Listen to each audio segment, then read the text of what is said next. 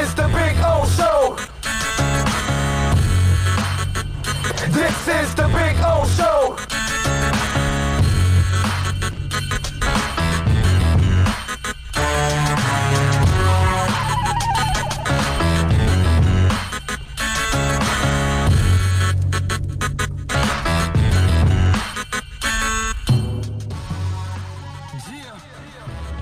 Big O, we told you we ain't playing no games, man. It's just surely probably Pablo, Culture, Lord Productions. Good morning, South Florida. This is the Big O Show. You're tuned into the Big O Show. This is the Big O Show. This is the Big O Show. Judge, you tuned in to the hottest sports radio show with Orlando, a.k.a. the Big O. He covers all the South Florida teams, from the Dolphins to the Heat, well, you know what I mean. Monday to Friday, Probably Pablo in the Big O Show. Oh, on the radio, the top's where we gonna go. Miami, that's the way we roll. Locked on the morning show, we go. No one has a similar show. Talk sports, talk plays, talk live and direct. Because nobody do it better than Big O in the set. From sunrise, listen live, it's the best of the best. He's got the fans, got the heat, he's the best of the best. Big O, the only talking sports with a style. Break it a morning, it's Big O-N. Thank you for tuning in, keeping you glued in. Stay tuned, because right here's where the rumors in. Same place, because right here some of them begin. Simply call and just state your opinion. Real talk, sports talks, the Big O Show. Yeah, you love it, yeah, you like it, call them and let them know. Culture, probably Pablo. Now introducing the man of the hour, Big O, a.k.a. Orlando Alcigari. Yeah. All right, we are now ready to rock. Good morning, boys and girls. Hope you're doing well out there. I am feeling good on a Wednesday. Hope we get less rain, right? I mean, I think we've had enough rain. Although it was funny listening to the mayor of Miami, like, well, we've been putting millions of dollars into our sewer system and trying to eliminate all this, and I'm surprised that there's and that corner of Brickell and 8th Street that is like always a lake. It's been a lake forever. You know what I mean? And I just love our politicians are like surprised. The last hurricane, that's exactly where we went in my buddy's big Tacoma truck, and we were right there where that worst spot was. And straight up, always 3 or 4 foot of water. Always. The one block off of Brickell. Always. Back there, dude, right on the bay. Yes. Always. 3-4 foot of water. Always. And so it's been one of those deals, and I hope we don't get any more rain, because obviously if you live in Sweetwater or Hialeah or Miami Springs or all those famous places that get Doral that just are whatever. Bring a boat or your Jacuzco scuba suit. And hell, I feel sorry for this Fort Sewardale people, because in Fort Sewardale, it's like, they've got crap coming out onto the streets all the time now. In Fort Sewardale, they overflow with crap and now water too on top of all. Well, because of course there is no global warming going on. And of course, our seas are not, going higher and higher, no, not at all, no, of course not. But anyway, so be safe out there. Hopefully we'll get less rain today, maybe no rain, although it doesn't seem like, although we are now, right? We're really in the summer now. So it's every afternoon we're going to get pounded, because that's kind of the MO. But man, it was brutal at times yesterday, so I feel bad. I've been really lucky the last couple of days, even all weekend. I didn't go anywhere. I only had to go to the corner or whatever, so I was really lucky that I haven't had to really travel at all. Like tomorrow will be the first time I travel out of my house since last Friday that I left Acura. That's it. Seriously. Since I left Acura on Friday, we will then go to Toyota tomorrow. That's it. Outside of that, I haven't left my neighborhood, which I'm super happy. I have no problem with that, really. I'm not one of those people that, oh my God, I'm trapped up, my world is going to end. No, dude, eventually this stuff will subside, it will go away, and then I can get my life back on track again. And then you guys can bitch about me going out to concerts too much. I always love those people. there's always that person that says, you go to too many concerts. You travel There too is much. no such thing. I know, but it's like, why would that bother you? I always wondered that person that, like, why are you always going to concerts? What is wrong with you? Don't you stay with your family? I'm like, yeah, I live with my family, but I can leave and go to concerts, can't I? It's always fun. I always think that person secretly is just jealous or something like that, right? Or, they're pissed that I'm out somewhere. Anyway, so eventually, folks, we'll get through this, okay? Everything will blow over, and we'll overcome this virus like others in the history of time. It'll take some time, but eventually we'll get through it. And when we do, we'll get back to our lives again, and we'll get to enjoy time and enjoy everything that we like to enjoy normally. That's all. Remember, when they give you, when they tell you, hey, you can go back out to do things, just do them responsibly, man. That's all. That's all. Just be responsible throughout the process, and I think we'll be all right. I think the cases will continue, the death rate will continue to go down. But if we, do some of the stupid things we saw this weekend, then, that's the part that I fear, that after all of this, we do all the stupid things to put us back into quarantine again. You know what I mean? And it's not a matter of, they're taking my rights away or anything like that. It's just, we got to try to save people, And so that's the only thing that I fear. The Stephen Ross soundbite. Do you have it there, Bill? Stephen Ross came out with a declaration that there's going to be an NFL season a couple of days ago. He was on MSNBC or CNBC. I forgot. I always get those two confused, man. If I see something on one of their channels and then I have to reference to it, I always get confused. Did I watch MSNBC or CNBC? Why do they do that to me? Why did you guys have to do everything so close? CNBC and MSNBC. Anyway, so there is Stephen Ross, either on MSNBC or CNBC, one of the two. I forgot which one it is. I'm going to say CNBC, actually. But go ahead, play Stephen Ross there talking about that there's going to be an NFL season. This year. The real question is, will there be fans in the stadiums? Play it again. Play it again. Now, I didn't play it from the beginning. So let's. Well, I think there definitely will be a football season this year. The real question is, will there be fans in the stadiums? I think right now today we're planning on having fans in the stadiums, but I think the NFL is looking at it and is very flexible so that we will be able to start on time and really, bring that entertainment that's really so needed to all of us in this country. I think there's one thing that we really miss is our sports. And I don't think a lot of people realize it until they no longer have it. But certainly the NFL, I think, will be ready to go. And I think we're all looking forward to it. I know I am. We've done a lot of things down in Miami here, and we're prepared either way. And hopefully there'll be fans in the stadiums. Let's hope so, that there'll be fans in the stadium. But now Stephen Ross is making this claim in late May. And he's saying the right things. Like I told you a couple days ago, the NFL can be aggressive in their nature about this because everybody else gets to make their mistakes before the NFL takes the field. So they have guinea pigs in place. But to say that there's going to be an NFL season, I would not put that as a 100% certainty. Now, what's 100% is that the NFL is trying to make it an NFL season. What's 100% is that the NFLPA is trying to make it an NFL season. But, again, the virus and where we're at is really how you behave is really what's going to determine if the NFL comes back. The idiots in Daytona will force the NFL to never come back this year. The idiots in the Ozarks, on top of each other, they will be forcing the NFL to not come back this year. If we go at that pace, okay, and that's not, there were several instances all over of people that were not quarantining, or not quarantining, were not maintaining social distance. And they weren't even wearing masks. Hundreds and thousands of people that weren't even wearing any masks.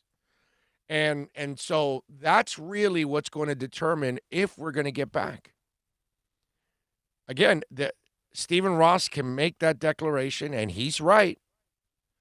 But really, he doesn't know, because he doesn't know how the rest of us are going to behave, how we're actually going to handle this from here on out, and how we're going to handle getting back out on the streets. And if people are going to be on top of each other, then we're going to start spreading the virus. You know, the good thing is the death rate is still going down. Okay? You know, there's some pockets that there's been an uptick, but that's okay. That's kind of to be expected. The question is, does it get crazy? And then if the hospitals start getting loaded back up again, then everything gets shut down again. You know what I love is that the people complaining about their so-called freedoms, because it's really not about that, then go out irresponsibly out on the streets and then end up causing problems for everybody, because they could end up, creating, and it's really not a second wave. It's just we continue to extend the first wave because we haven't killed the first wave yet. So how can there be a second wave if we're still in the middle of the first wave? I love how we're coming up with these things like, well, the second wave. Wait a minute. The first wave's not done yet, dude. So how can there be a second wave? It's just, this is a big-ass wave that we're not shutting it down. So the same people that complain about their so-called freedoms are the ones that are going out and are at the Ozarks pool, or they're in Daytona Beach making it rain in the middle of the street and everybody's on top of each other. And then when the case is, if it happens and it goes back up again and there's a spike, and then we're back to quarantine again, the same people are the ones complaining. It's the same group of individuals. The ones that caused the problems and the ones that created the problems are the ones that are complaining about it. And they're the ones that created the situation. It just, because I bet that's how it is. Guaranteed, man. It's like the people that said, you got to draft Tua, right? Because, no, you got to do it. But then when he breaks down, then they're going to rip the team for drafting Tua. And it's like, you can't have it both ways, dude.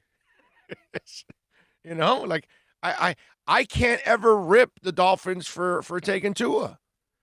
Because I understand you've got 14 freaking picks. If the kid hits, great. If he doesn't, that's fine, man. You still had 13 other picks that you could have made yourself a great draft. So whether Tua hits or not, like I've said, you got to have a great draft. One way or the other, the rest of these players, they got to hit on a whole bunch of them. And if you hit on Tua, obviously, if you hit on Tua, it really doesn't matter what happens after with the other 13. Considering how bad we are at quarterback for 20 years, that alone becomes a great draft just by hitting on Tua. But we can't pick, like, I've said this over and over again. I've never slammed the Dolphins for drafting Chad Henne. And I wasn't a Chad Henne guy. I was not a Chad Henne guy. I didn't want Chad Henne. But I understood the pick where it was taken. I've always said that. Like, I get it. He's a 4-year starter, had over 10,000 yards, had some big games, actually ended his career with a huge game against Florida in like a spread-style offense that people are like, whoa, wait a minute. He threw like 400 yards in that game. So at the 50th pick in the draft, I was like, okay, the dude's got all the talent. He could play at this level with the talent. The Lord blessed him with the talent to play at this level. So in the second round, it's not a bad try at a quarterback. And if you fail, so what, man? You move on. You got to go get another one. I've had that same mentality for years. Just go find another one. Keep unearthing one quarterback after. Eventually, one of them is going to be a golden nugget. That's it. I feel like for Dolphin quarterbacks, I haven't had a golden nugget. Like I haven't seen the golden nugget on the corner of Flagler and 27th Avenue in decades. I just lost about 99% of you out there that are watching. There's 62. I'd be surprised if one or two of you at least knew what the Golden Nugget was on 27th Avenue in Flagler. Anyway, right across from Sambo's. 786-322-1105 if you want to get in on the accidentlawfirm.com text line. 786-322-1105 if you want to get in on the accidentlawfirm.com text line. You can also reach out to me on Twitter. That's at Big O Show. Follow us there as always. And, of course, you can reach out here on the YouTube chat board. We got the super chat going on as always. You see it there. But, of course, those of you that are downloading, which is the major portion of our audience, you can also reach out to us on email, Orlando at BigORadioshow.com. All right, there you go. What do we got here? Let's do a little roll call here. George Arthur says, aloha, Big O. Good morning, everybody. It's been a while. Got to catch up the last 7 shows. Well, thank you, George. Appreciate you chiming in, my man. Frank Rivero says, NFL brings in way too much money not to start its season. Companies will always put people's health at risk for profit. Yep, you are correct. But there is a players' union. So if there are people at risk, the players' union can also fight that, which is, the very important part of it. Tommy Italian 305 for life is in the house. Thank you, sir. Ian from Brooklyn is also in the house. Richard McLean says, Big O, Tua, I think the Dolphins should treat Tua like he's never been injured because playing not to get hurt will get you hurt anyway. Yes, but that has nothing to do with it. You still have to put him in a good environment. Right now, there is not a good environment for the Dolphins because they don't have an offensive line in sync. They don't have a running game in sync. They don't have an offense in sync. That's what the big picture is. It's not about whether you play him or don't play him. That theory doesn't fly, my brother. It's about doing the right thing and going. Look, they went about it by tearing it down to the bone like I wanted. I've been wanting an organizational enema for almost 2 decades now. I've been using that term, organizational enema. Okay? They finally did the organizational enema. So you can start from scratch. They got all these draft picks now so they can load up on young players. They've traded and drafted 2 quarterbacks in the first 2 years of this rebuild. They've done everything absolutely right. So you don't hurry the process now by saying, okay, well, now let's throw Tua in there. Like I keep telling you guys, there's a process to all of this. The next process now is establishing the offense. You've established the culture. Flores did that already. So now everybody knows what the lay of the land is and what the laws are, and people that are coming in now will follow what the guys that were here last year will tell them what you have to do. And guys like Kyle Van Noy that have been a part of this kind of stuff will also assist in all of this. Now you establish the offense. And now you got to establish the offensive line. And then you got to establish the running game. And then you can say, all right, now let's put Tua in here because the receivers know what they're doing. The tight end knows what he's doing. The offensive line knows what he's doing. The running back knows what he's doing. Now we can give our guy who's coming off a hip injury the proper protection and the proper structure in order to succeed. This isn't about the whole mental masturbation, about the excitement of having Tua just on the field. It's not about just, let's go put him out on the field. Okay? This is not about that. Let them take their time in this process. That's what this is all about. Why are we going to hurry any of this up? You know? It just doesn't make any sense to hurry any of this up. We're not going anywhere this year. It's not a Super Bowl team. So let's take it easy. It's only Tua's first year. In fact, this is what you want. You want to establish everything. Maybe you can play him in the second half of the season, play him for a few games, get him comfortable, build up the confidence, and then you have a real off season with all the mini camps in there, the training camp, 2 years of experience, and then a third draft. And now you've got Tua primed in year 2 to really go out there and play well because you have established everything and you've taken the proper procedure in order to get there. But if you want to rush everything, then you're never going to get there, and you may end up getting the kid hurt and setting him back because you threw him out there when Austin Jackson wasn't ready. You threw him out there when Hunt wasn't ready. When whoever, it doesn't matter, whatever lineman you want to throw out there. And that's not what you can do. We cannot put him under the conditions that Ryan Fitzpatrick was under last year. If we do that, then he's toast. He's toast. And he can pass the ball. It's not like he has to learn. Okay? We're talking about a kid that actually has instincts, can move around, can read defenses and all that. He's way ahead of Ryan. But if you don't give him the environment, you will kill him too. And it's over. What can I tell you? Oh, yeah, the first one has chimed in. Tommy Italian, 305 for life, chiming in with a little super chat.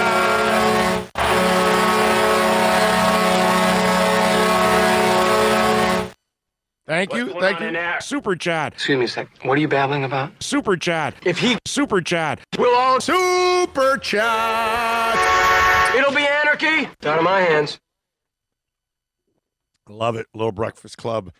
Tua was the best draft choice Miami Dolphins ever made. Football is a violent game, and we need to stop bringing the injury thing up. I think Tua is going to be fine.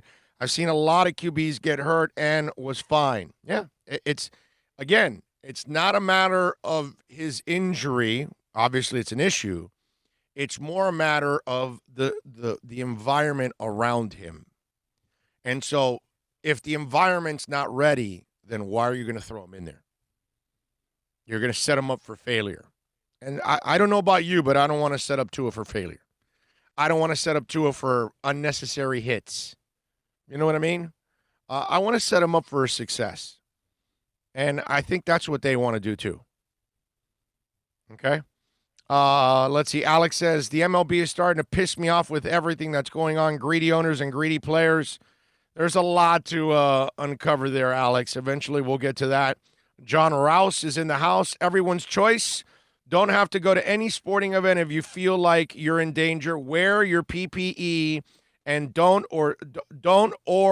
go. Our choice unless it's mandatory. Right. That's it. Although you should wear it just for the hell of it. Always should wear it just to protect yourself and everybody else.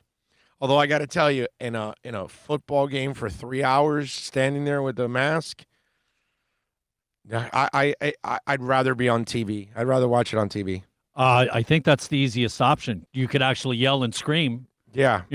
Yeah. And not be uncomfortable. Yeah. Yeah. Because look, our N99s, they're nice. They look great, blah, blah, blah. But honestly, man, I don't know what's the longest period you've worn yours? Have you had it on for like a half an hour, 45 minutes? Yeah. It gets it's hot. Gets a little steamy. Yeah, no doubt. Hank Goldberg's left nut says, Big O, we old geezers, I'm 59. We have health problems. We have jobs that survive lockdowns, but young people want to get out and live. How long could you lock us down when we were 20, 25, et cetera? I get it, but the thing is, you're 20, 25. So if they lock you down for a couple months, big deal, dude. You got another 25 years to party. Another 30 years. You know what I mean? I find that to be honest with you, I find that excuse to be so cheap and so useless, and it has nothing to do with what's going on. If I don't go out for 2 months, that's it. My life is over. You're 22 years old. What's the big deal, bro? So you don't go out for a couple months. You got another 20, 30, 40 years to go out and party and get drunk and get laid and get high, all the hell you want, man. What's the big deal? So your summer's ruined this year. You got 5, 10, 20, 50 more summers to go. That's the part I don't understand. I get it that young people want to get out, but I'm sorry. Somebody's got to kind of like tell them, hey, yo, big picture, you're 25, you're 21, you're 18. You're going to have tons of years ahead of you to party. And when this pandemic is over, man, go party your ass off. Like the Prince song said, go party like it's 1999. I guess in this case, we have to like now say, 21.99 or something. I don't know. Big O, what to do with the Miami Hurricanes have to get back to being a great program. What they have to do, my man, is coach them up, develop them, get great young players in here. That's what you have to do. That's what Manny Diaz has to do. He has to prove that he can recruit, develop a great young team over and over and over again, because that's part of being a custodian of a great program, is maintaining,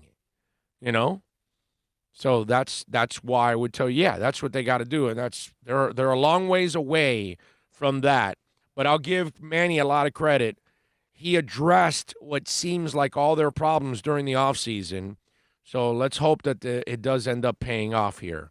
I don't think that Manny could do any more than he has, right? No. He's dotted and crossed every T, right? Yeah, dotted every I. Yeah, he did. Right. Richard says, so maybe they should not have drafted a broken QB. Oh, why not?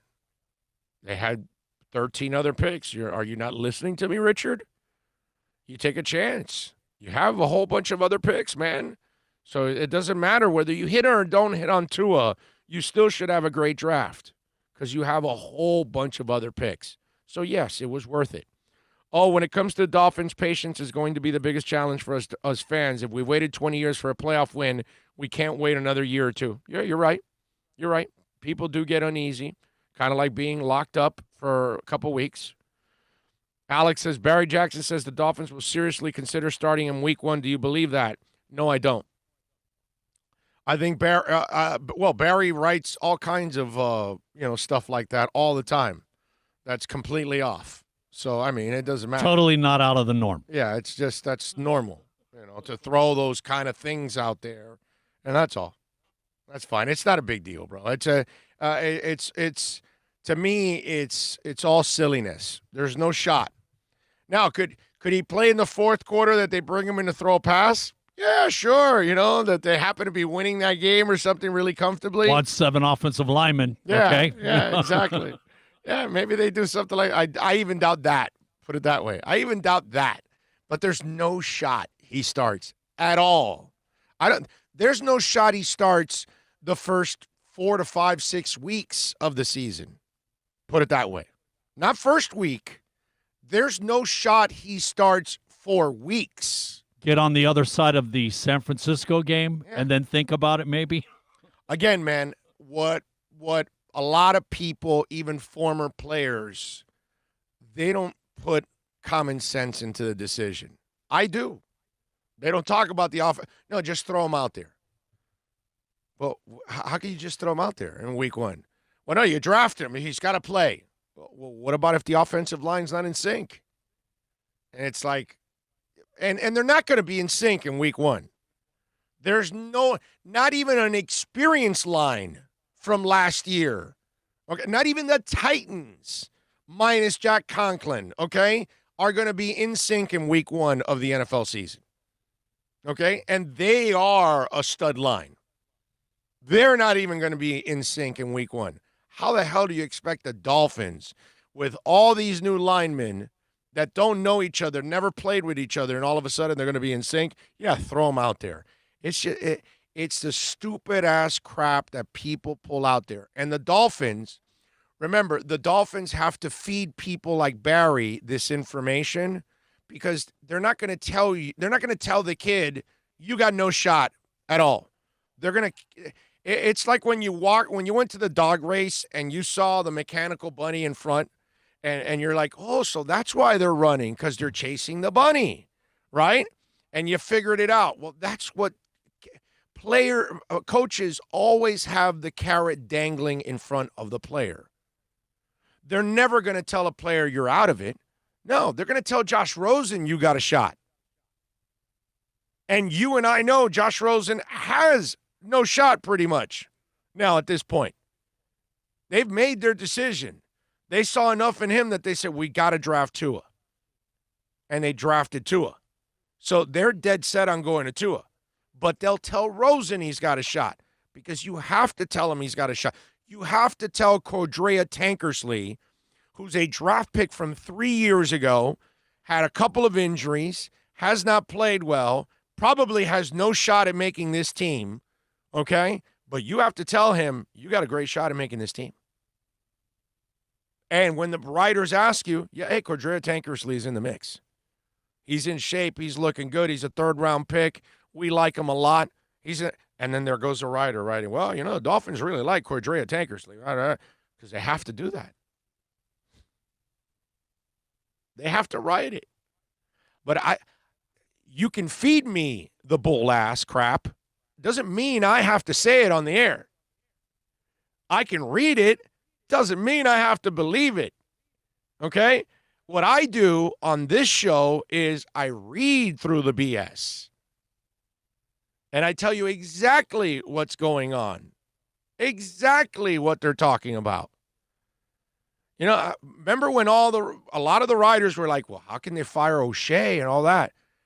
And I was the one that told you, well, they fired O'Shea because it was probably Ryan Fitzpatrick bailing his ass out.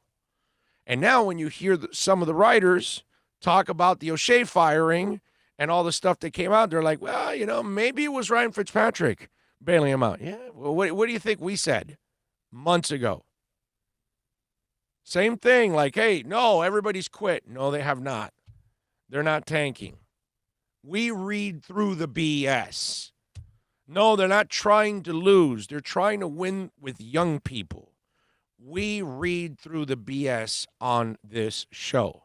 And when they tell you, and they tell the writers, okay, see, the difference is if I was a writer, I probably would have written, well, Dolphin sources say they're open to play him in the first week, but reality is he has no business playing in the first week.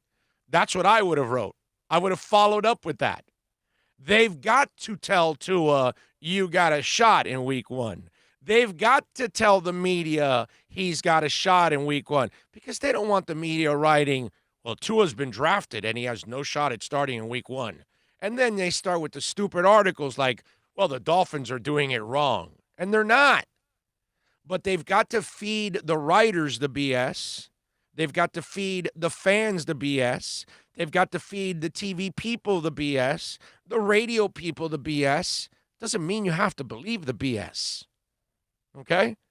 And if you want to actually read through the BS, this is the only show that's going to read through the BS. Okay? When you look at it, you got a new offensive coordinator. Your number 2 receiver, Preston Williams, only played a half a season. You don't know who your starting 5 offensive linemen are. Your 1 and 2 running backs that you just brought in are brand new. Like, look at how many new pieces you have. How could you even think about putting a rookie quarterback that has injury problems behind all that? That's why. Come on. That's why people that cover the Dolphins just, but again, the Dolphins have to, like I told you, they have to control the narrative. And they have to tell the writers and the media, hey, no, yeah, he's got a shot. But they know he doesn't. But they can't say that, because then that would be an even bigger story. Well, they drafted 2 at 5, and they're not even going to give him a shot to start. They already don't trust him. Right. That's not going to happen. So everybody's got a shot. Jake Ruddick has got a shot. Okay? That's just the way it is. Everybody's got a shot. That's the way coaches play the game, the mental game. So that way you don't lose a player You Because want the them to keep striving and trying. Yeah, because the second you Get tell Dangle, them, yeah. they're going to say, well, if I don't have a shot, then I want out of here. I want to get traded. I want to get and you know, they already dealt with disgruntled guys last year in Minka. Because obviously Minka got disgruntled right away and wasn't a believer in anything that they were doing. And so he wanted out. Okay? And once that starts in your locker room, if you don't get rid of it like we did with Minka, it festers and spreads to the rest of the team. Yeah. Then So- you got a real problem. So for me, it's just this whole thing. He's got a shot to start first week. It's just mental masturbation, baby. You want to believe it? You can go ahead. One of the guys from 3 yards carry, whatever, from 5 Reasons, and he goes to me. So what happens when Flores plays him in week 1? And I said to him yesterday on Twitter, I said, you name it, bro. Big money. Let's bet it. Any number you want, I will put on there that Tua does not play in week 1. I didn't get a response from him on that, obviously, because he's not going to. Because, it's really easy to open your mouth, right? But then when you got to back it up, you could give me a smart-ass comment. But then when I come back at you and I say, all right, well, if you got cojones and you think he'll play week 1, then let's go. I'll take your money. But, of course, that guy's not going to come back at me with a bet because he knows I'm going to take his money. He was just trying to play counter to something that doesn't make any sense whatsoever. That's all. Because when you look at the equation, there is no reason to start him in week 1. None. It's incredibly irresponsible to start him in week 1. Put it that way. The only way you could start him in week 1 is if the week of the game, both other guys and Jake Ruddick got injured. All right, not just Fitz, not just Rosen, but Ruddick slipped in the kitchen, changing a light bulb with David Bowens and blew out a knee also. And, they have no quarterbacks and they got to start Tua. That's, the only – I still might go pick up, Brett Favre and bring him in, unretire his ass and start him for a couple weeks here until I get Fitz back. I'm serious. There's no way you play Tua in week 1. In this kind of an offseason with that team in flux, are you kidding me? Come on, man. It really is amazing to me. All right, let's talk a little Super Chat.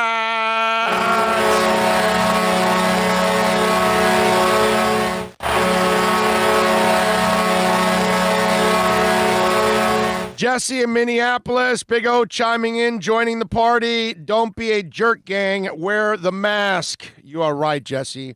Wear that mask. Thank you so much, Jesse, for always supporting us because you are as hardcore as it gets, like Tommy Italian, 305 for life. Thank you all out there for always keeping it locked here on our show. Thank you. And let's do this. Let's take a quick break because I'm already late. Wait a minute. Let me give Cookie Vice a little love here.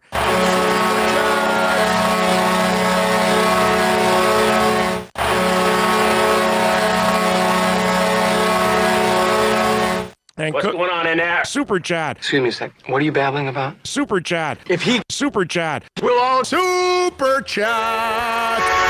it'll be anarchy. It's out of my hands. And Cookie Vice, again, people, be smart, wear the mask. Yes. Think about this, man. Wear the mask. Save lives. And how about this? Save sports in 2020. Okay? Wear a mask, save lives, save our sports for 2020. You don't wear a mask, you're not going to save lives, and you're going to kill sports in 2020. That's all I'm saying. Back with more. It's a buyer's market at Toyota of Hollywood. Over 1,500 Toyotas on the ground, and truckloads just keep on coming. Now pay up to 50% less. 2020 Camry, not $29,000, $17,775. 2020 Corolla, not $22,000, $13,775. Buy a new 2020 Toyota with 0 down and 0% financing, or we'll make your payments till 2021. At Toyota of Hollywood, the #1 volume Toyota dealer on 441 between Hollywood Boulevard and Sheridan Street. Are you tired of watching the same old travel videos on the internet? Well, then check out MikeNoGoZones.com. a travel documentary that's breaking barriers. I go to the places that the media tells you to fear, where no one else dares to go. Baltimore, Opelika, South Side of Chicago, and more. Go to MikeNoGoZones.com. No one expects to get into a crash, but I expect you to go to accidentlawfirm.com if you do. Make sure when hiring a driver, you go through a rideshare app so that you can be covered by the insurance, which can be up to $1 million, whether you're a passenger or a driver. In other words, don't try to save a few bucks by paying cash instead of going through the app. I'm attorney Bobby Nunez from Nunez Law in Miami, and we're here to help you through the process. Go to accidentlawfirm.com for a free consultation from me, Bobby Nunez. That's accidentlawfirm.com. America's safest and best-selling compact luxury SUV is at Acura of Pembroke Pines, and this is how we do it. RDX, $339 a month at Acura of Pembroke Pines, the #1 volume Acura dealer.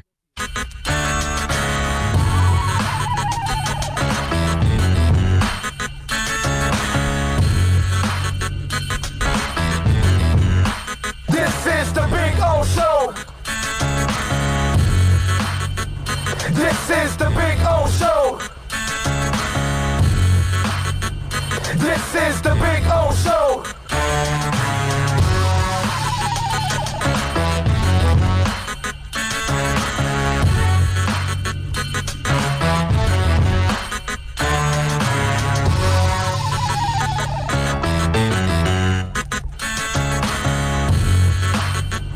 This is the Big O Show. This is the Big O Show.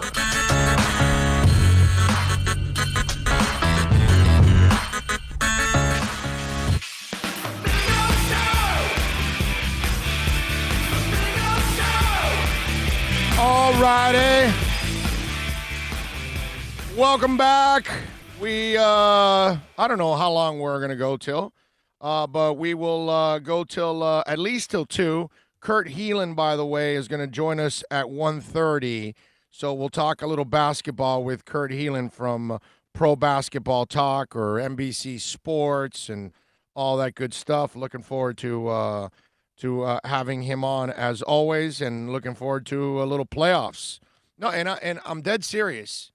You're saving lives, but you're not only are you saving lives, you're also saving sports. That's all I'm saying. You know, now everybody doesn't like sports. We are the minority. And maybe a lot of those people that were in that pool in the Ozarks don't care about sports. And those kids that were all on top of each other making it rain in Daytona, they don't like sports. It seems like the people in North Carolina that were all bunched up on top of each other in the stands watching auto racing, that's a sport, I would imagine, but they don't realize it. Nobody wearing masks. You know, I'm just saying. If we want to continue on the progress made and continue more open, got to do it smart. Yeah. Yesterday, by the way, I ran into the Dolphins-Bears game from 83, right? 85, yeah. 85. And have you seen that video on YouTube? I've watched. Yeah. No, you have not. Dude, they digitalized it. Oh. And I haven't seen the new one. I've seen the old, right. The grainy. Yeah. You got to watch it now. They cleaned it up.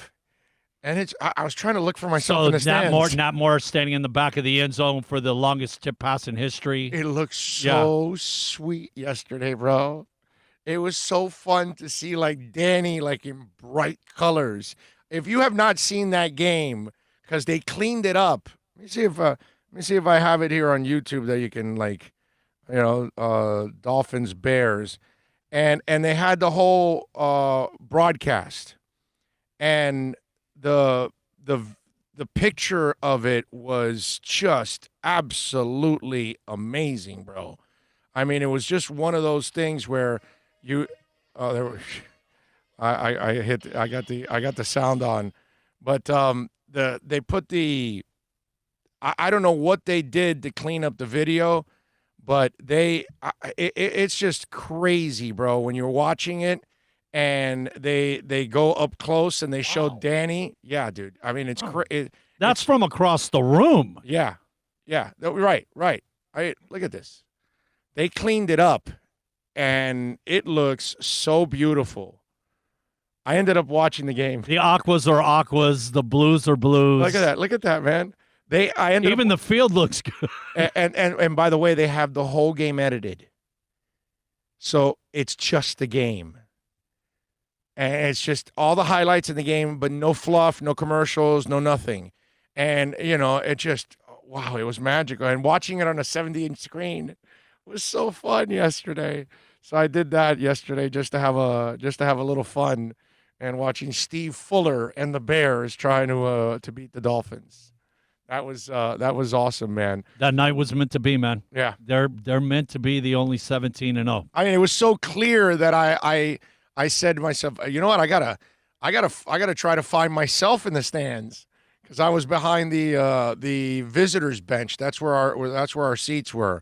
We got a little super chat action coming in. Ray Gurulon.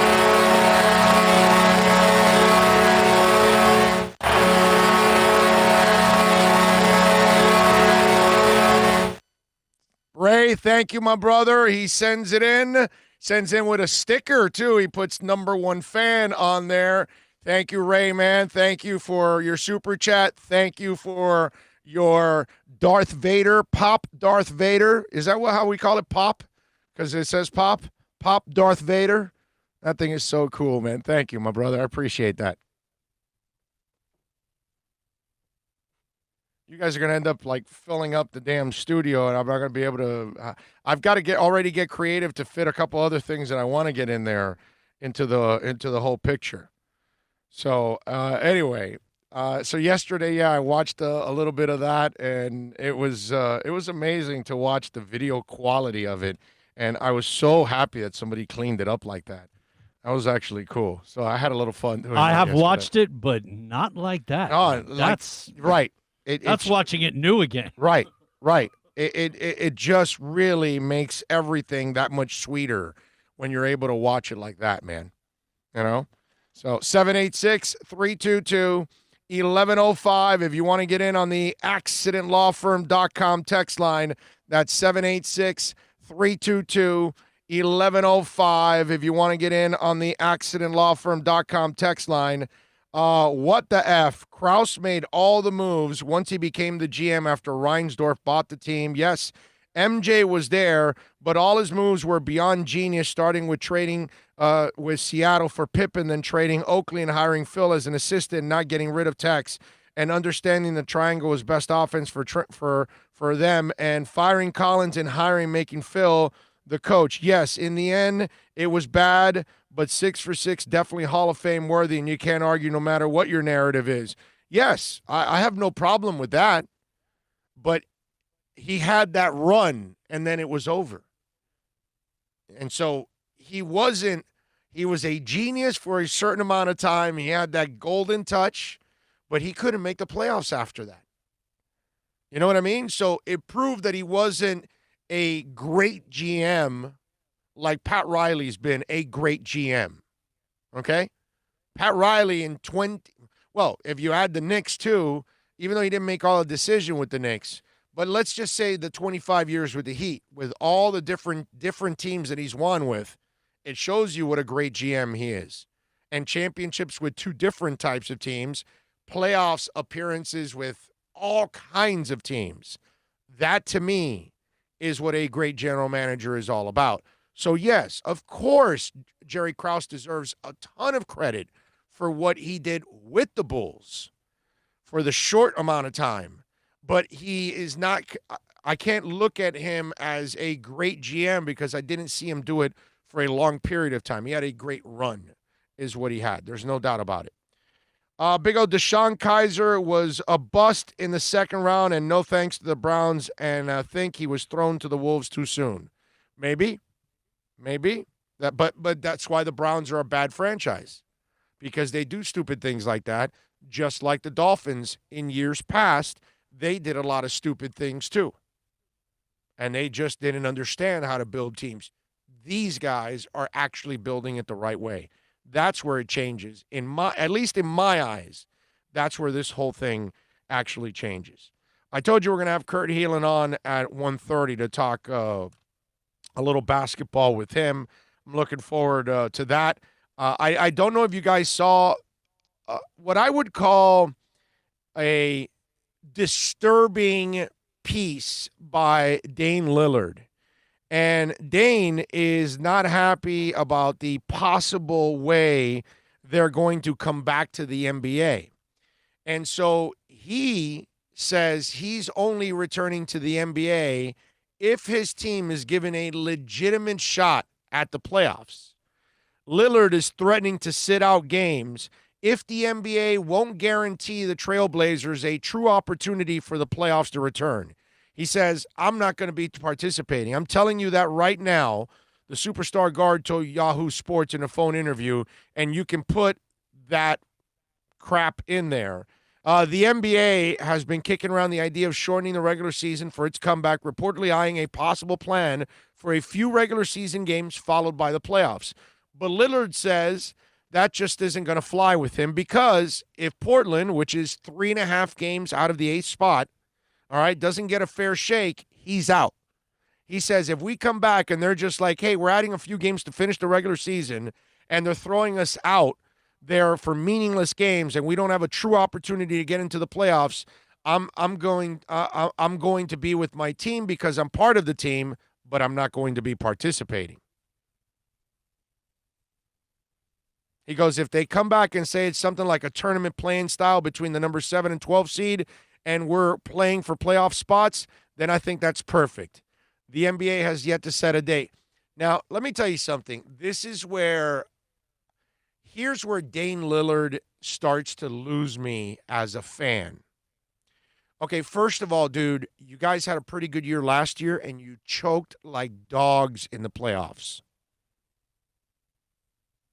If I'm correct, last year, they had a terrible run in the playoffs, right? And so now your team, again, has pretty decent talent. I know you haven't gotten your regular center back, that you've got Whiteside. But the fact is, you haven't played well enough to be in the playoffs. So why should I have any sympathy for you? That's the part I don't understand.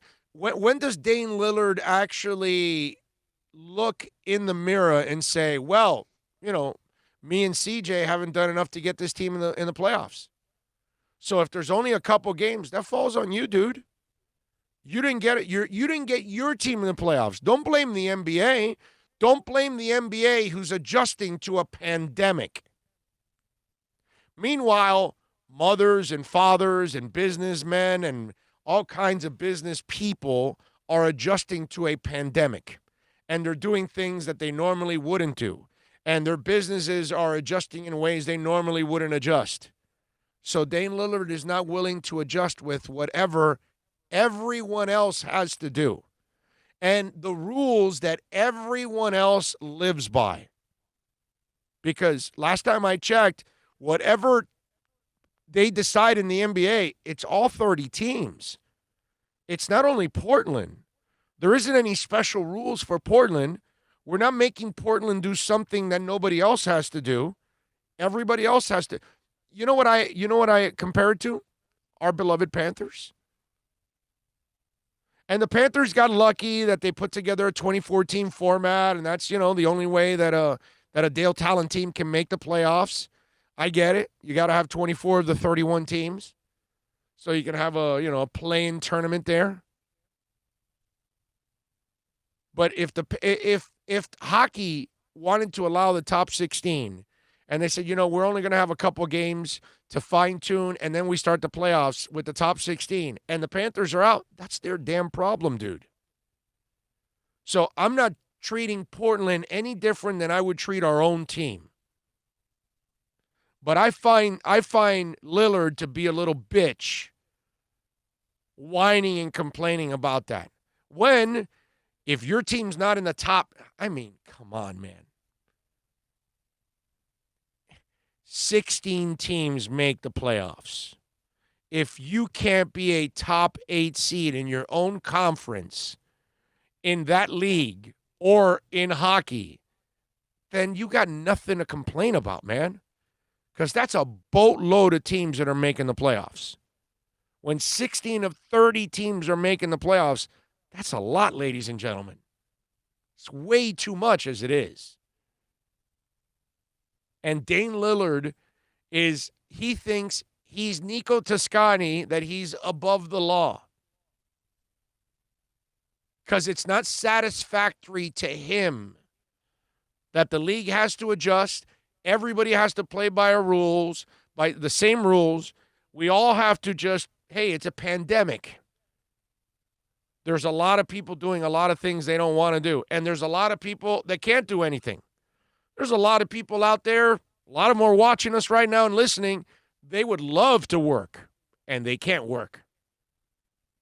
They would love to have an opportunity to go earn a little extra money so they can put a little more food on the table, so they can maybe pay some bills, because now they're falling behind in the rent 2-3 months. They're falling behind in car payments. They're falling behind in credit card payments.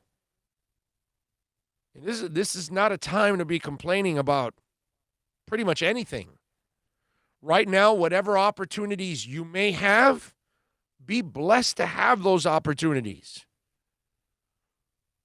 So Damian Lillard, let me tell you something, dude. Be blessed that you're making millions to play a basketball game. And if they have a play-in tournament or not, whether you're in or you're not, you're gonna live a great life. Be blessed, bro. There's a lot of people out there that are going through some tough times. I mean, in fact, most of us are going through tough times. We grind our show every day. We got a fraction of the sponsors that we had. Why? Because, unfortunately, they all closed. What are you going to do? But we're going to stay loyal to our sponsors, and they'll be back eventually. And, and hopefully you'll be loyal to our sponsors who stay loyal to us. But that's the part of this adjustment. Yeah, both of us aren't making the same kind of money we were making before. It's not going to stop us from working. We're appreciative that at least we still get to do this. And that's what I think Lillard is not. I don't think Lillard's appreciative enough of where he is and what he's doing to say, "Oh, I'm not going to play." You're going to pull a Scottie Pippen, Dane Pippen. Is that what we're going to call you now? I'm just saying, Dane Pippen. Damian Pippen. Okay. All right. I mean, hey, listen, it worked out for Scottie, right, Damian? Just want to remind you that. 30 years later, Scottie, he gets praised all the time for sitting out. He never gets criticized. And you know what, Damian? Don't worry about sitting out on your team. People will forget about it. They won't write about it. They won't do anything. Don't worry about it, bro. You can sit out. People will forget. They won't ever bring it up again. Trust me. Ask Scottie. He's living a happy life. He loves it. He sat out. He'll do it again, too, by the way. Okay? Just want to say, Damian, if you want to be Damian Pippen, enjoy yourself, my brother. Have fun. VSS West Pines is a proud sponsor of our program. We love Jose and all the great people out there, folks. All your CBD needs, get down there, man. Get down there. Take advantage. Tell them that Big O sent you. Tell them you heard it here on the show, whether it's flour, tinctures, edibles, a women's face mask. My wife uses it all the time. CBD topicals, Salve for pain, transdermal patches for inflammation, stress. There's a lot of stress going on right now. CBD. Remember, it's not a drug, okay? It's the medicinal side of the plan. It's all legal, 100% legal. So it's not like you got to walk into VSS West Pines and you're like looking around. Is anybody watching me? No, that doesn't go on. Okay, it's nice and legal. You can call them 954-613-3367. And like I told you, Spencer's and Barefoot Mailman meet CBD. That's basically what VSS West Pines is. 12397 Pembroke Road. Go to the website, vsswestpines.com. You can even order by phone at 613 954-613-3367. You can have curbside pickup if you want, or you can get off with your mask and go in there and pick whatever you need, folks. Make sure you tell Jose and all the great people Big O sent you. 12397 Pembroke Road. It's VSS West Pines. America's safest and best-selling compact luxury SUV is at Acura of Pembroke Pines, and this is how we do it. RDX, $339 a month at Acura of Pembroke Pines, the #1 volume Acura dealer. No one expects to get into a crash, but I expect you to go to accidentlawfirm.com if you do. Make sure when hiring a driver, you go through a rideshare app so that you can be covered by the insurance, which can be up to $1 million, whether you're a passenger or a driver. In other words, don't try to save a few bucks by paying cash instead of going through the app. I'm attorney Bobby Nunez from Nunez Law in Miami, and we're here to help you through the process. Go to accidentlawfirm.com for a free consultation from me, Bobby Nunez. That's accidentlawfirm.com. Are you tired of watching the same old travel videos on the internet? Well, then check out MikeNoGoZones.com, a travel documentary that's breaking barriers. I go to the places that the media tells you to fear, where no one else dares to go. Baltimore, Opelika, South Side of Chicago, and more. Go to MikeNoGoZones.com. It's a buyer's market at Toyota of Hollywood. Over 1,500 Toyotas on the ground, and truckloads just keep on coming. Now pay up to 50% less. 2020 Camry, not $29,000, $17,775. 2020 Corolla, not $22,000, $13,775. Buy a new 2020 Toyota with 0 down and 0% financing, or we'll make your payments till 2021 at Toyota of Hollywood, the #1 volume Toyota dealer on 441 between Hollywood Boulevard and Sheridan Street.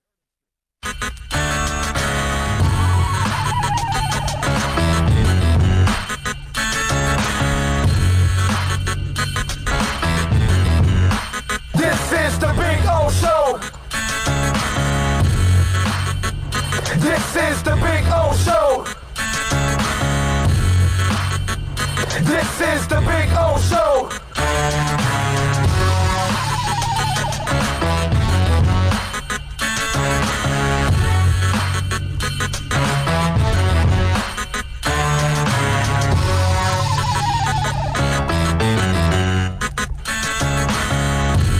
This is the Big O Show.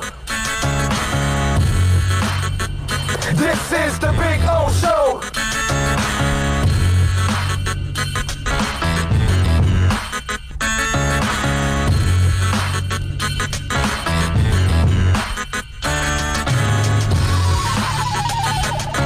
Show.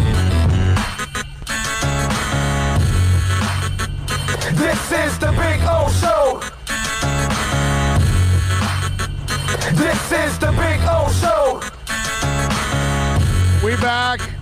This is the Big We are rocking and rolling. It is noon. Of course, it doesn't matter if you're podcasting it, and we thank you all out there whenever you're downloading the show.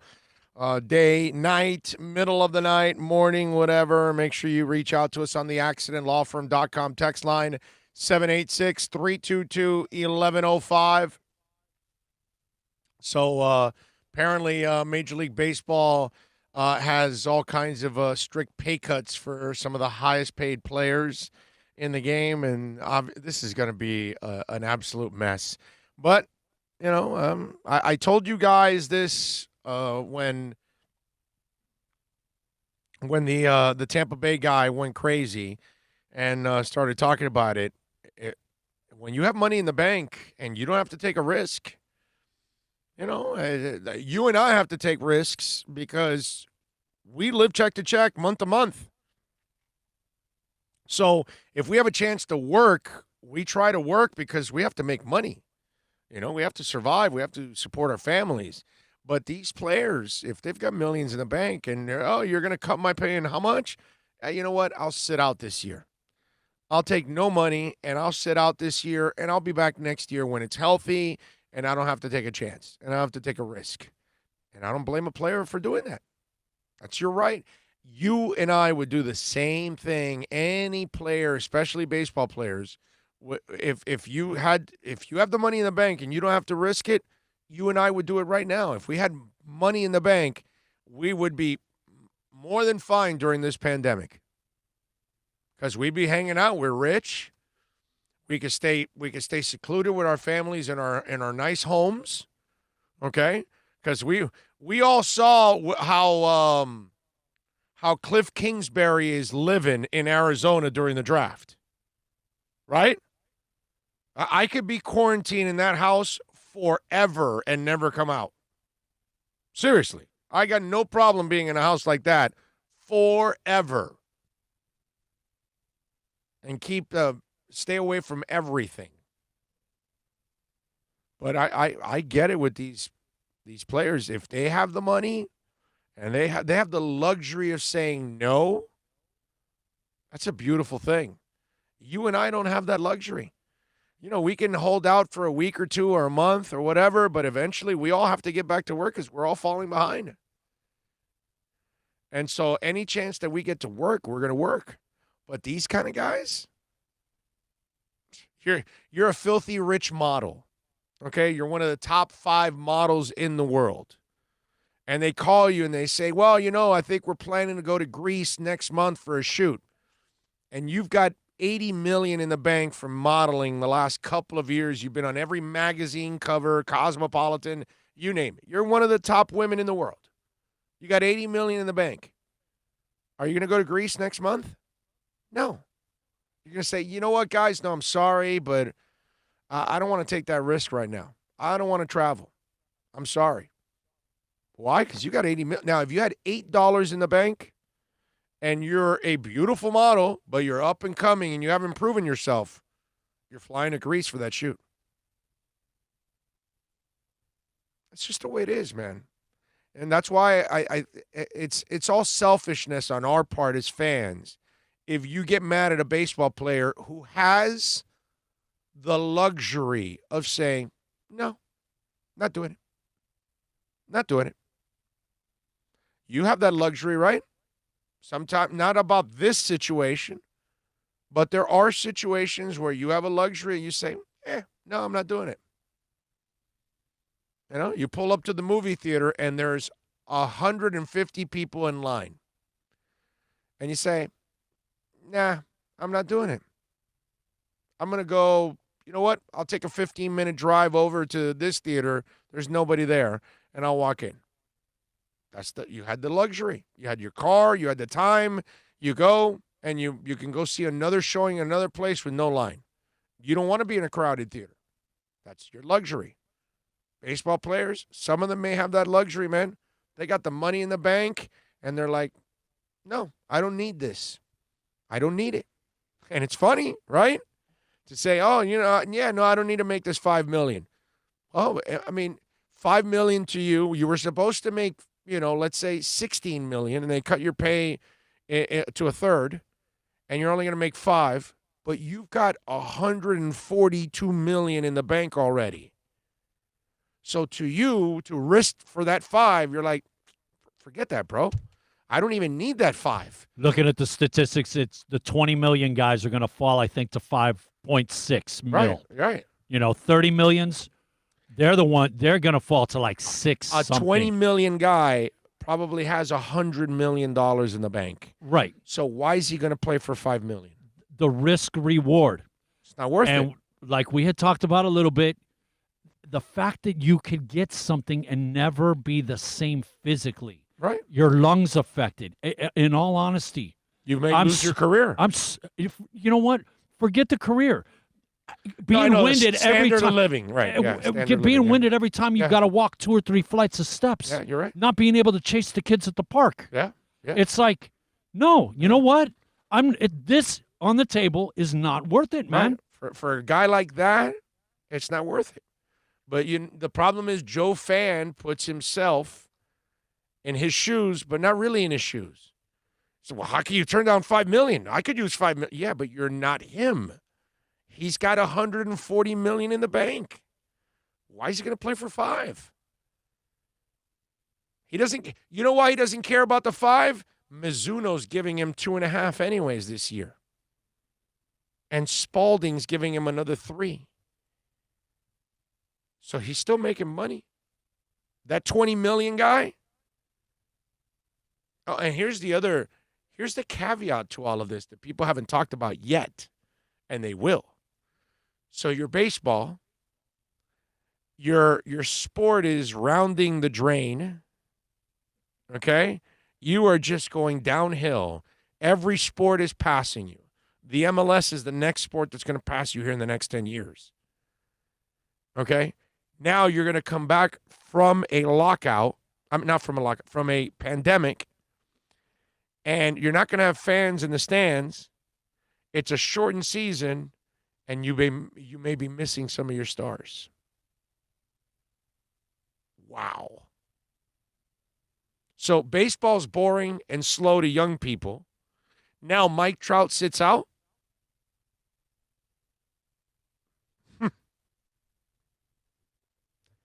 That's not good.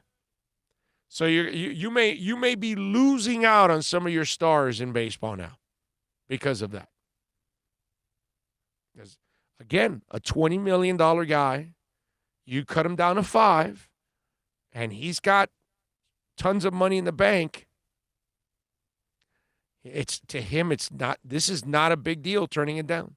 To him, actually, I would have to say he's probably loving this, that he gets to turn it down because he gets to rest the rest of the year. He gets to enjoy the holidays with his family. He doesn't risk, picking up COVID or passing it on to a family member and maybe even killing an older family member, which, my Lord, anybody that has that burden, can you imagine any of us that we ended up getting one of our grandparents sick and we killed them? I can't imagine the people that have to live with that. But anyway, you go, that person is loving life, that they don't have to make the measly $5 million and risk all that. Now they get to hang out, their bodies rest, their bodies re-energize, they're with their family, they're safe, their families are safe, they're through the holidays, they have not one financial worry whatsoever. Unlike you and I, they don't. They're in a different level. And they're in a level that you and I would love to be a part of. But it's just not normal. That's just not the way it goes. 786-322-1105 if you want to get in on the accidentlawfirm.com text line. That's 786-322-1105. You can reach out to us on Twitter.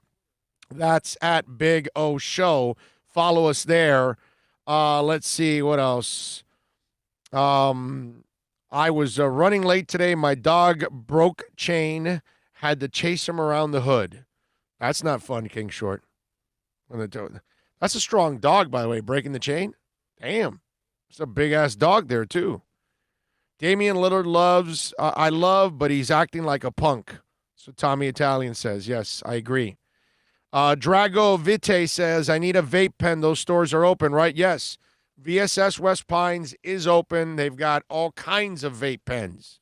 They got every vape pen in the book pretty much. I mean, I'm exaggerating, but seriously, they've got like a sick collection.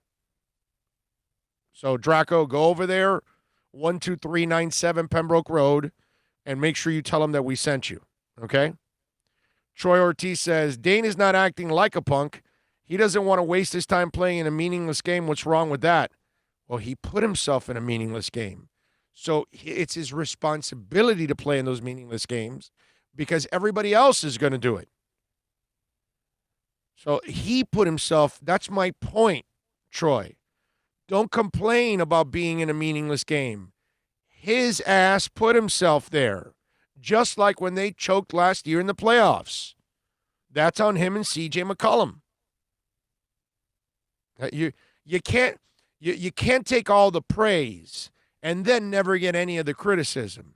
And you can't always want all the praise and never take any responsibility. And what Dane Lillard is doing is acting like a little bitch because everybody's got to play under the same rules. And so if a game you think is meaningless, Why? Because you don't have a shot for the playoffs, but other people do. That's why I'm saying it's wrong. The way he's thinking is wrong. It's selfish. Because everybody's got to play under the same rules. Nobody's mistreating Dane Lillard. Okay? Draco says, I was transplanted last year. I have to wear a hazmat suit. Miami fan for life 305 says, I don't see anyone else doing what Dane is going to do, but there may be others. Who knows? Well, and then they'll look like Scottie Pippen also. Super Boom Shack says, all companies have had layoffs or pay cuts. These people need to chill and be thankful. So, there you go. SpaceX launched today at 4:33. I know. You know, I was going to tell you something. I thought about it last night, and I was going to call you. I was going to call you and tell you, come here early today, and we do the show from like 7 to 10. Then we take off to Cape Canaveral to go see SpaceX take off. You know what? Because we haven't had a road trip since UFO. But we won't. Guess what my answer would have been? Yes. Because we wouldn't have, like, been with anybody. No. We would have just gone in the car, go see the launch, and Do then our drive usual right back. get out, maybe put some gas in the car? Right, You know, that's it. gloves, blah. I got all my spray. I always have my gloves anyways, even before Well, this. I'm crap. using my mechanic gloves, and I have my Lysol 99 kill fabric spray that I put on it every time. I've never done that. I've never gone to Cape Canaveral for a launch. The closest I've been, obviously, you know, I was living up in Martin County. Right, yeah. And I had just pulled up. That's when I was working those 3 part-time jobs. Well, you're when I probably finished school. close enough to see it there. Bro, I run into Halsey and Griffith, okay, my office supply delivery place. And everybody's like coming out. I'm like, what are they? It's like the Challenger. Oh, my God. I run and punch in, come out. We're standing in front and watch the Challenger, bro. Yeah. I getting goosebumps right now. It's just like. Yeah, I remember that day. Yeah, man. Wow. I remember that day. That was. Yeah, I wanted to go But see to that. be there, from Wouldn't what that have I've been heard, cool? because we had the contract. My Uncle Stephen and Company, we had the contract up in Cocoa Beach. Yeah. And the guys would talk about if it's the right rock, you know, man, you could feel it, and it just, you know, I mean, the ground. And this is Elon Musk's rocket, because it's the first private rocket. Is he sending another Tesla car with the little spaceman in? No, I don't think there's no Tesla car this time around. Yeah, but the first privately owned crew spacecraft is going up, the Falcon 9 tonight. What time? Today. Somebody put, what time did you guys put? 4:33, I think somebody put. Super Boom Shack says SpaceX launch today at 4:33. So, I mean, I'll be watching it. Dennis Akers says, I live about 20 minutes from Nassau. You lucky bastard. Damn it. I'm up here in Melbourne. It won't go up today. It's pouring up here. Oh, really? Oh, wow. Are we in play for tomorrow? Alan D says, it's lightning pretty bad here today. I would not waste the trip. It's unlikely launch today. All right. Are we in play? Wait. Oh, no, but we got field trips. We got field trips. And we got the broadcast tomorrow. So we can't. Although we could go a little earlier to Toyota. I mean, I don't think they would mind if if it's at 4, all we need is, 2 hours to get to 2.5 hours, 3 hours to get to Cape Canaveral? From Lauderdale? Yeah, from Hollywood? Yeah, maybe 3.5. I don't think it's that long. 3.5, really? Yeah, man. They're past Melbourne. Yeah. You're right. It'll probably be 3 hours. Okay, so if we leave at noon, you're there at 3. If it takes off at 4, we got plenty of time. So start at 9? Yeah. You know, that might be something. We could do that tomorrow. We could do a earlier broadcast, a special broadcast tomorrow. Straight up, to do anything, to just do something. Because you know what have we been doing? Work and home. That's it. The only place I go is maybe a drive-through and the gas station to put gas in the car. Alan D says closer to 3 hours. I'd go to Miami I go to Miami pretty often. Okay. So There you go. So if we're in Hollywood, it's 2:45. Okay? You let me know, man. I'm game. Well, I won't let you know until we find out today what happens, if they take off or not. And then we got to find out when they reschedule tomorrow, what time do they reschedule?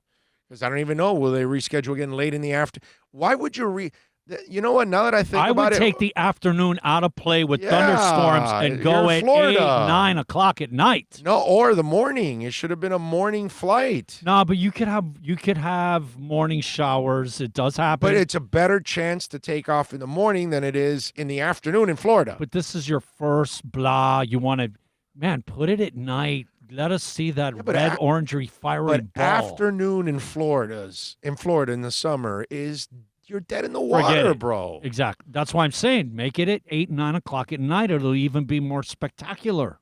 Yeah, but then we get home late. It's about us, bro. Not about them. Like we've never done that before. Doing Tampa up and back on a concert night and getting in here at 5 in the morning. I'm telling you, man, I really would like to go see the shuttle take off. I think that would be a really cool thing to do. So we'll see. I'm in. Yeah, King Short says raining in Carolina all week. Yeah, man, we've had our share of rain down here too. Although you guys in the Carolinas have had a lot worse than us in the last year. All right, 786-322-1105 if you want to get in on the accidentlawfirm.com text line. And if you have any tips, by the way, for us if we do go, pass it on, especially those of you that live in the area. Tommy Italian 305 chiming in again on the Super Chat.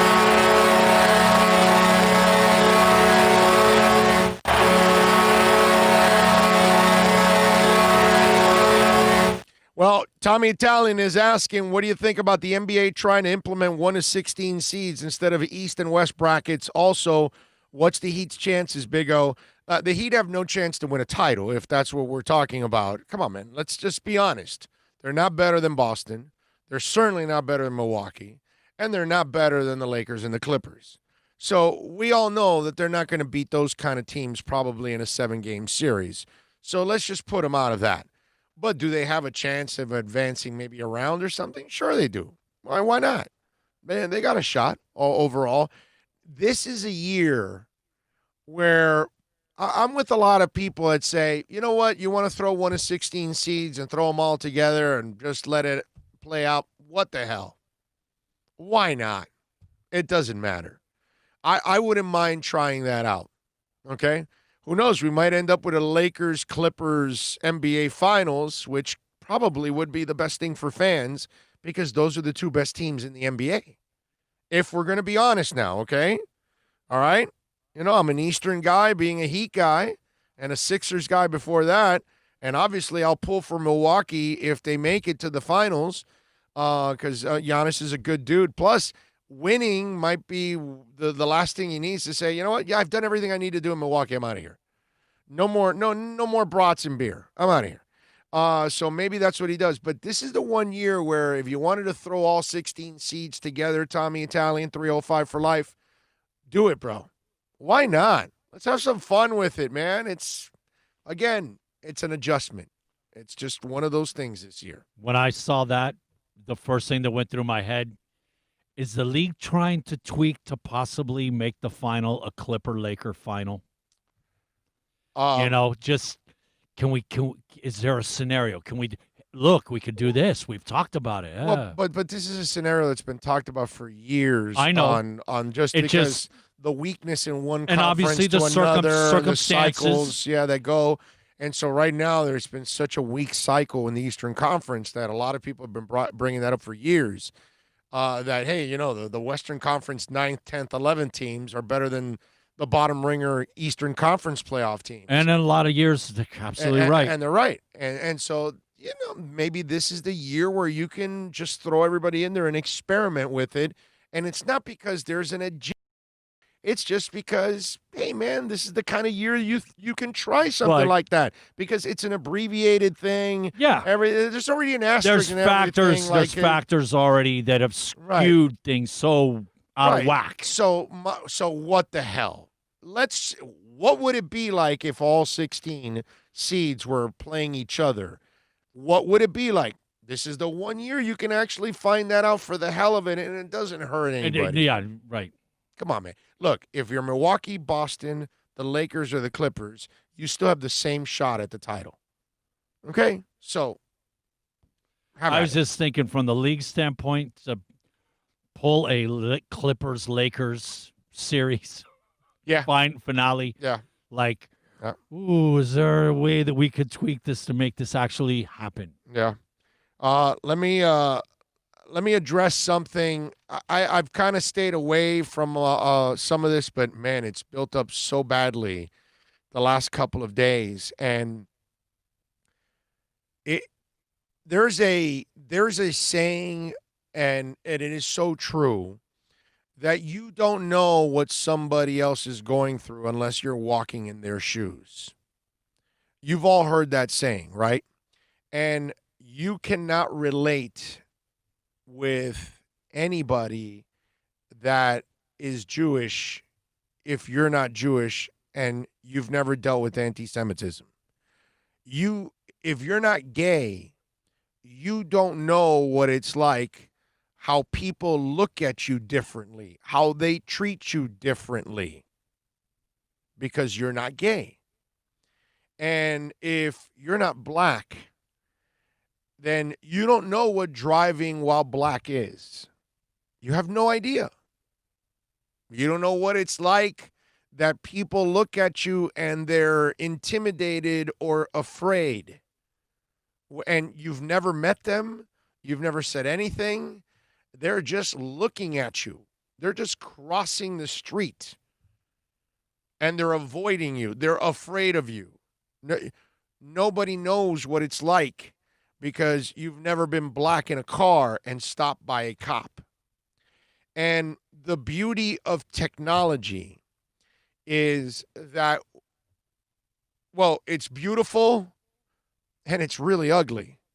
Because unfortunately, it's beautiful that we get to catch people and we get to see them for what they are. And we get to expose what's been going on in our society forever. And because 20, 40, 100 years ago, there was no video. And it was he said, she said. And so you really didn't ever get a feeling for anything. And if you had a bias, you already made your decision on what happened. And you assumed what happened. First of all, we've got the George Floyd situation, where the 4 officers now have been fired, which, again, in Minnesota, that was murder, what happened there to George Floyd. That was not police brutality. That was murder. So I'm hoping that charges are brought up, specifically with the officer with his knee on the throat. That guy needs to be charged with murder. That guy needs to be charged with a crime. That guy needs to be found guilty. That guy needs to serve serious jail time. Okay? But again, the video is the sad part that we have to watch it. It's the fantastic part that we get to expose it.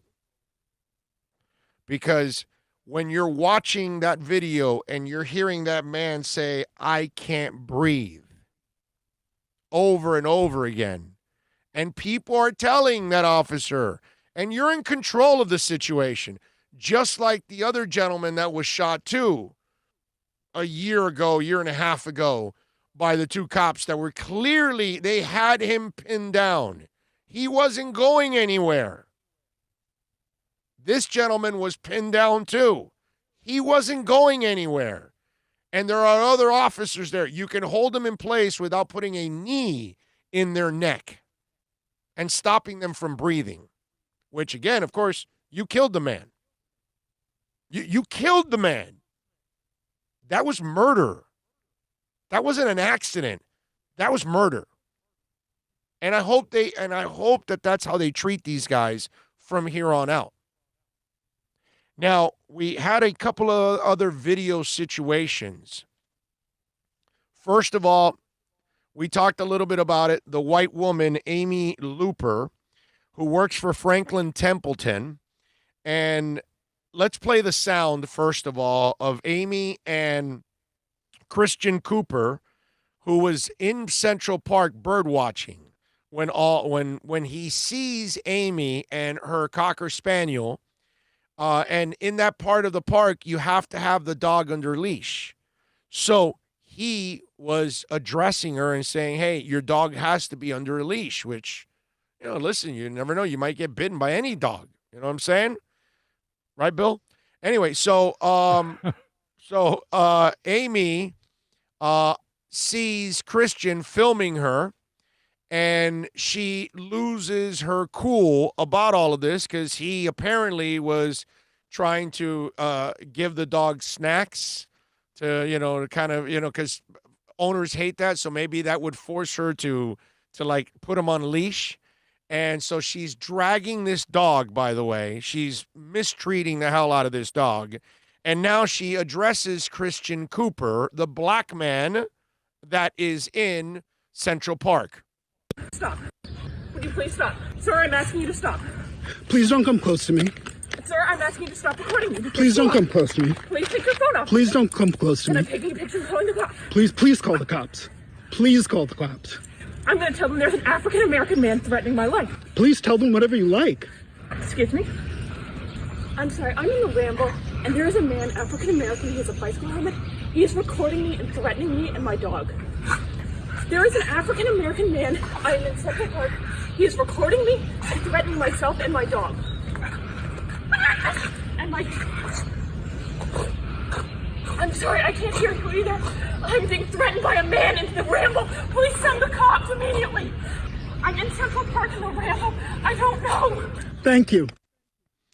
So first of all, the fact that she uses the color of the man, because she could just say, I'm being threatened by a man. But the fact that she brings up the color already shows where her heart and her hate is. Okay? And Amy Lee, by the way, she put out I'm tired of reading these racist apologies. The only thing they're ever ashamed of or apologize for is that they got caught. That's all it is. And thank the Lord that Christian Cooper filmed every bit of this thing. Because, remember, if there's only audio, and I'm being threatened by a black man, guess what happens? She was using that as a weapon. Oh, I'm going to call the cops and tell them a black man is threatening me. So she was already threatening Christian Cooper with his color, using it against him because she assumes already that, hey, black people aren't going to be given a fair shake. You know that, right, Christian? So I'm going to call the cops on you because you know how black people get treated by the cops. She's already using the cops as a weapon against the guy that is not threatening her. It shows you what she is right from Jump Street. It shows you what she's all about in that moment there. And so she's threatening him. And then you hear the hysteria at the end of that phone call, like if she's physically being assaulted. Imagine if there was only audio. All the racist people just hear that audio clip, dude, and they're frying that guy. They want him in jail forever, and how can he be on top of her and assaulting her and her poor dog and this and that? And you would have, if there was no video, you would have never seen her mistreating her dog, acting like a racist freaking bitch that she is, like maniacal. Franklin, what is it? Franklin Templeton. This is like a manager at Franklin Templeton. This is somebody with authority at that place. First they suspended her, and then they fired her. And the place where she adopted this Cocker Spaniel, they took the dog away also, which was, thank the Lord. I was going to say, looking at the film, the dog's not a very big fan of hers. No, I mean, the dog, it's... He's trying to do everything to snap from the leash and get away. Yeah. Anybody, by the way, if you're watching over there in New York, if that Cocker Spaniel needs a home, I'll adopt it. So bring it down. Okay? If that dog service needs it, come on down. I will adopt that dog in a heartbeat, and we will give it a loving home here in the Owsley Gary home. Like that'll be our 5th dog. Okay? She can't take care of 1. We'll happily take care of 5 and take care of it. Okay? Because I can't stand watching, that abuse. So right now, you got plenty of food for it. Yeah, but definitely. Definitely. I mean, that bitch, man, I tell you, that was disgusting. But this is why we have to understand other people, okay? When it's a woman dealing with sexism, that she deals with it all the freaking time, we have to understand people. Now, I know we can't trust everybody, okay? So we understand that there are gold diggers, and there's Jussie Smollett, and there's all kinds of things that just, you know what I'm saying? I know that there are people that are not doing the right things out there, and they expose people the wrong way, like Jussie Smollett, like this lady, like gold diggers. I get all of that, okay? So we can't trust her. But we have to have more understanding of everybody, man. Because everybody goes through some kind of bias. You might be fat and you deal with a bias. Okay? You might be ugly and you deal with a bias. You might be too tall and you deal with a bias. Believe it or not, you don't realize it. You know what I mean? But there's a lot of people that have to deal with all kinds of biases in this world. Because unfortunately, we have way too many people that are not willing to treat everybody equally and look at everybody equally and treat them for what they are, human beings. I got to say one thing that stood out to me in the Christian Cooper video. And you guys can watch it for yourself. Christian Cooper, my man. You are awesome, dude. That guy's 57 years old. Did anybody watch that? If you watch the video, Christian Cooper, my man, you look like you're 40, bro. You look like you're 35, maybe. Props to you, dude. Wow. Holy crap. I should have picked up bird watching as a hobby. Does that keep you young? Holy moly. That dude, he looks great, man. That was the one thing I saw in that video that was the positive out of it. One, Christian Cooper was really smart to film, okay? So we can set up this racist-ass bitch who, by the way, lost her job. Thank the Lord, okay? And here's the other thing. For you racist idiots out there, or for, animals like the Ripley woman that are... I just want all you idiots out there, you know that there's cameras everywhere? Do you understand that? Do you understand that your cell phone gets pinged everywhere you go? From one tower to another? You know that there's street cameras everywhere? There's house cameras now everywhere? Businesses have cameras? Do you realize that they're going to catch you doing whatever it is you're doing? I mean, you've got to literally be in the desert for nobody to film you. Okay? Like in the desert where there are no cell towers, no nothing, and maybe you can get away with something there. And having said all that, NASA may have a satellite up there that may actually just zoom down and catch your ass too. I just want to tell the, just evil people out there, just want you to know that there's video and digital imprints of anything and everything you do. Don't clue them in. Oh, we want them outed. I mean, it's like that woman is drowning her kid, and it's like, do you think there's not cameras watching you do all of this? And eventually all the cameras came out, because then all you got to do is trace the steps. And then that house camera, that light camera, this camera. Eventually. It's just, it's Nice little puzzle that gets put together piece by piece. right. And there you are acting like a racist bitch, and here's this guy filming you, and you could tell that she was so comfortable in her racist ways that she's being filmed and she thinks it's normal. That's the amazing part. Then we go from that problem in New York City to Minneapolis. And we have a couple of young black guys who own a business and are tenants in a building, or apparently a building that has a gym.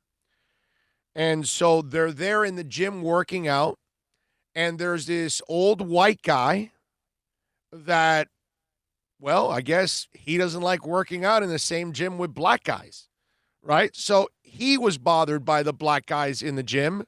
Let's play the racist white dude. Come on, bro. Watch out. We pay right here. This is right. What'd you say we can't do?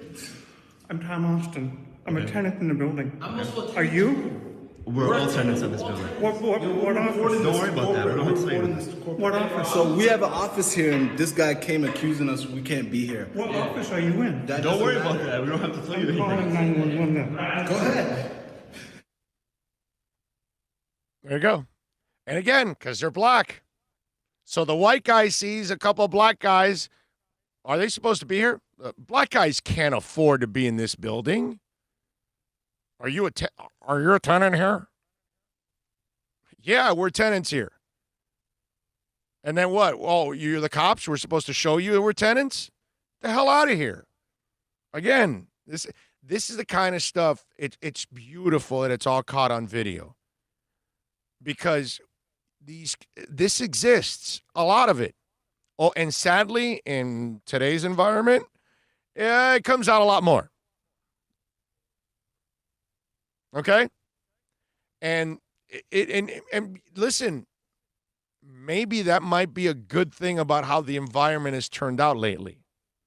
Because now these people are racist and openly stupid, and this allows us to record them, expose it, and educate people. That's all. Because, Amy Lee's sitting there going, I feel terrible how I acted. No, you don't. You don't feel terrible. You feel terrible that they caught you. That's all it is. And you can't believe that America is pissed at you now because they saw you on video and how disgusting you acted and how you actually tried to inflame a situation that needed nothing whatsoever because you were the only one that was wrong here. You were the only one that was acting like a disgusting human being. And I use human being very loosely with Amy Lee, okay? Because the way she was treating that dog. You know what I want to see? A break? I want to see, besides that, the New York City Police Department arrest her for making a false 911 call and trying to file a false police report. Yeah. Well, I don't know if she filed a false police report, but maybe the other thing. Well, I don't know. The cops come out. If they get involved and it's for nothing, you can be charged. It's disgusting what she did. Seriously. Absolutely disgusting what she did. Now, it's up to you because we're only 17 minutes away from just, another hour, continuous, nonstop, no breaks. Miami Kid J says, Big O, these people have been enabled from the top. That's why they think and get away with this. Exactly. And that's why we'll keep recording them and we'll keep exposing these kind of people.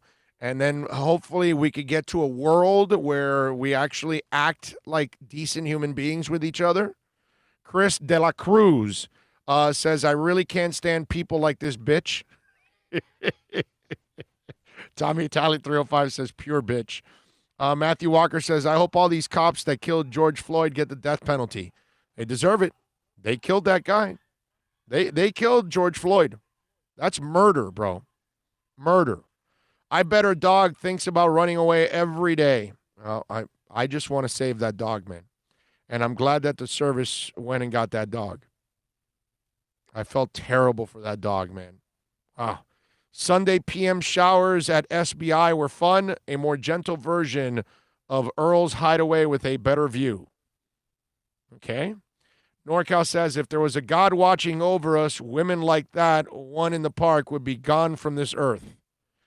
Yeah, she's an evil bitch. Big O, some of these people get enabled from the top. Alexa, I love doggies. I couldn't adopt 40.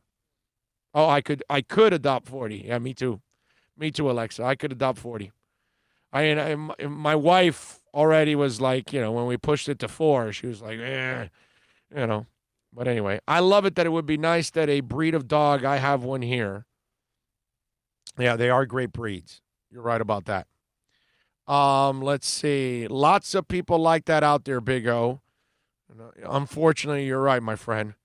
Big O, the pooch can be part of the crew. Yeah, man. Definitely. I got to bring up Flash. I haven't brought up Flash. Maiden I can't bring up because Maiden is too big. She's too out of control. She'll get crazy in here. Glad her ass got fired. How come nobody's talking about the other cops that allowed that crap to happen? Well, all 4 of them, bro, charge. They need to be charged. Well, they were all 4 fired, Tommy. So that's the good thing. They did fire all 4 of them. Big O, racism needs to be eradicated completely, but let's not think that the black race isn't racist towards white people. Sucks both ways. Well, there's racism in every way, shape, and form, bro. Of course. But, William, think about it. If you're black and you're constantly, for hundreds of years, being, mistreated by the white guy, what do you expect? So yeah, of course there's some racism in every level and in every color and in every religion and, all of that. I mean, listen, William, you're not Latin, but just ask Latin people. There is bias amongst Latin people from one Latin culture to another that they dislike. Okay? So yeah, there's bias everywhere. But again, it's understandable why sometimes you get that reaction from the black community. If you've been mistreated like this for that long, and luckily, again, for audio and video purposes, we're now seeing things that have been happening for 100 years. That phone call from that lady at Central Park, that phone call has happened. And innocent black guys have gone to jail because of that phone call. Because there was no video that tied to it. So if there's only a hysterical white woman, the black guy is screwed. You know that, and I know that. So don't be surprised when the black community is not happy with the white community. There's a reason. Thank you for the discussion about race and identity. Too bad it's technology giving us some justice rather than people caring for others. I hope they get thrown under the jail. I'm with you, man. I'm with you. But this allows us to expose it, to educate, so then people can actually start to do the right things. Here's where, I can pick on millennials and Generation Zs a lot. For a lot of things, I can pick on them. I was having, fun with them the other day on the soft approach that we have to take with millennials and Generation Zs nowadays. But I'll give you something that I believe millennials and Generation Zs have over all of us, prior generations. They are actually more accepting of each other. Okay? So they're more... That's true. That is true. Oh, I know it's true. It's 1,000% true. They're more accepting of colors, of sexes, of religion, of sexual preferences. They are less at looking at you for your nationality, for your sex, for your sexual orientation. They try not to put labels on you. That is actually something really good that young people have going on that I will give them a lot of credit for, that they have over us. Okay? So, the progress is being made. Let's not make it sound like while we still have the Amy Lees of the world, okay, we have the stinking racists of the world. All right? Let's just, obviously. But we're still idolizing Michael Jordan, and Beyonce can have success, and Jay-Z can be dominant, and Obama can get elected. So let's not make it sound like we aren't making some progress. We are making some progress. You know what I mean? Because there are some of us that did vote for a black president. You know what I mean? So the country can't be racist if it votes for a black president. Now, do we have racism in our country? Yes. Are they the majority? No. But they're the loud minority. That's the problem. Because train wrecks are loud. You know? There wasn't any talent really on the Jersey Shore. But somehow or another, Snooki and company got famous. Because it's a train wreck. That's just the way life is. You know? We gravitate to train wrecks. That's our thing. But we have made progress. So don't tell me that we haven't made progress, because I know we've made progress. And young people deserve a lot of credit. Millennials and Generation Zs deserve a lot of credit for that progress, because they are changing the way people are thinking. But again, this takes decades to turn over. You know, because the old that geezer that's easily late 50s, 60s, okay? And for a 50s geezer to say that, yeah, you know, I can say geezer to one geezer.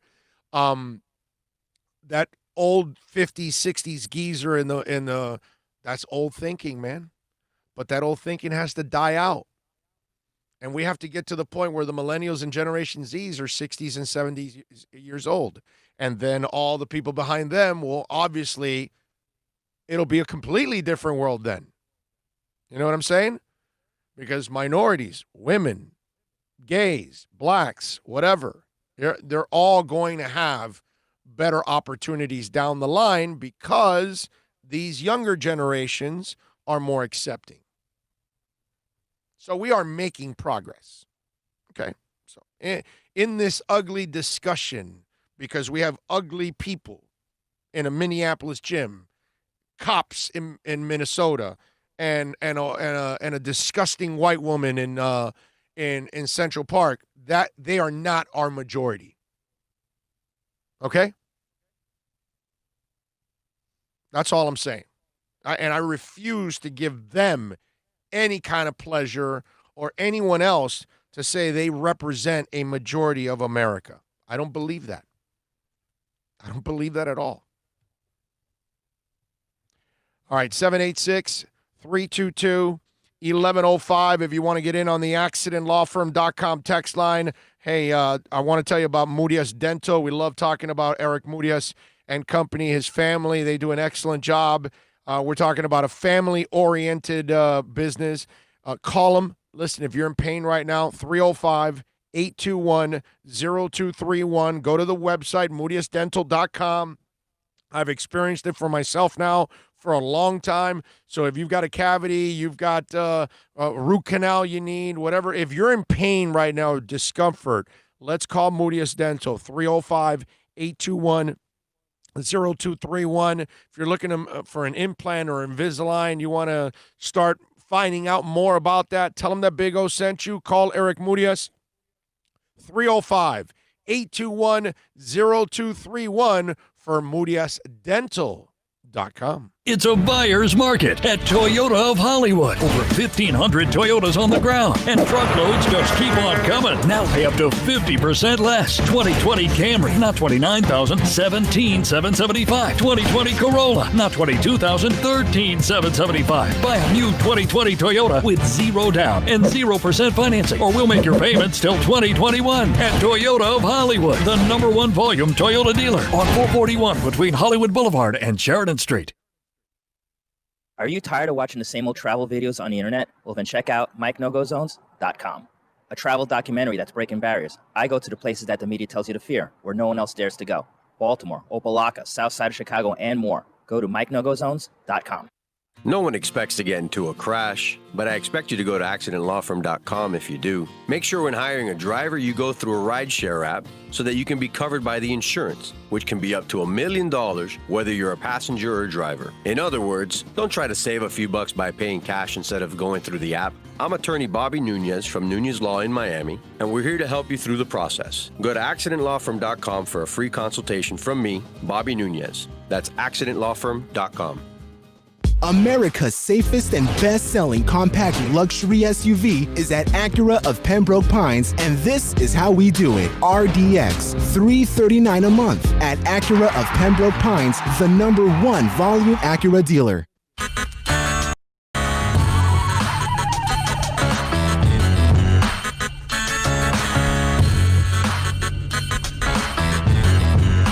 This is the Big O Show. This is the Big O Show. This is the Big O Show.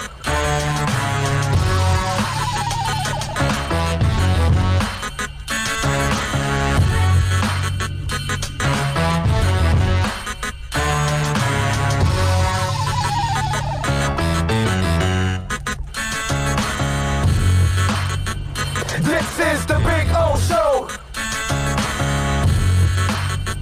This is the Big O Show. This is the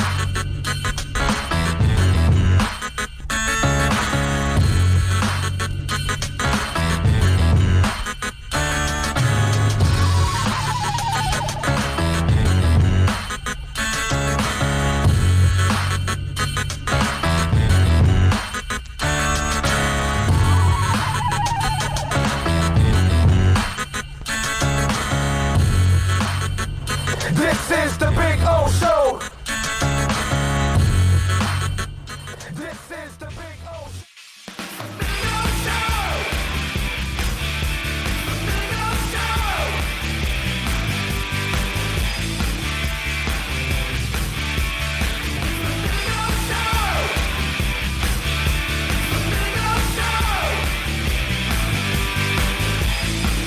Welcome back.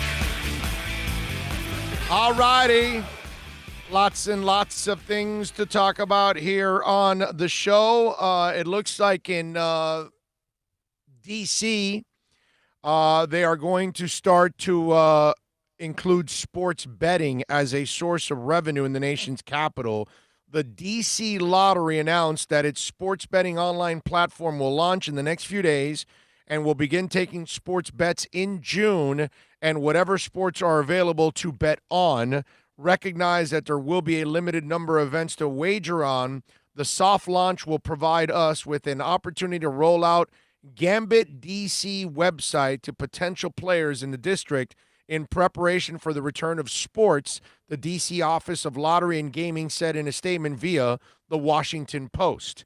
The NFL season begins. The DC Lottery platform will permit gambling on NFL games, which is always the biggest draw in sports betting and will be, for the DC government, a big source of revenue.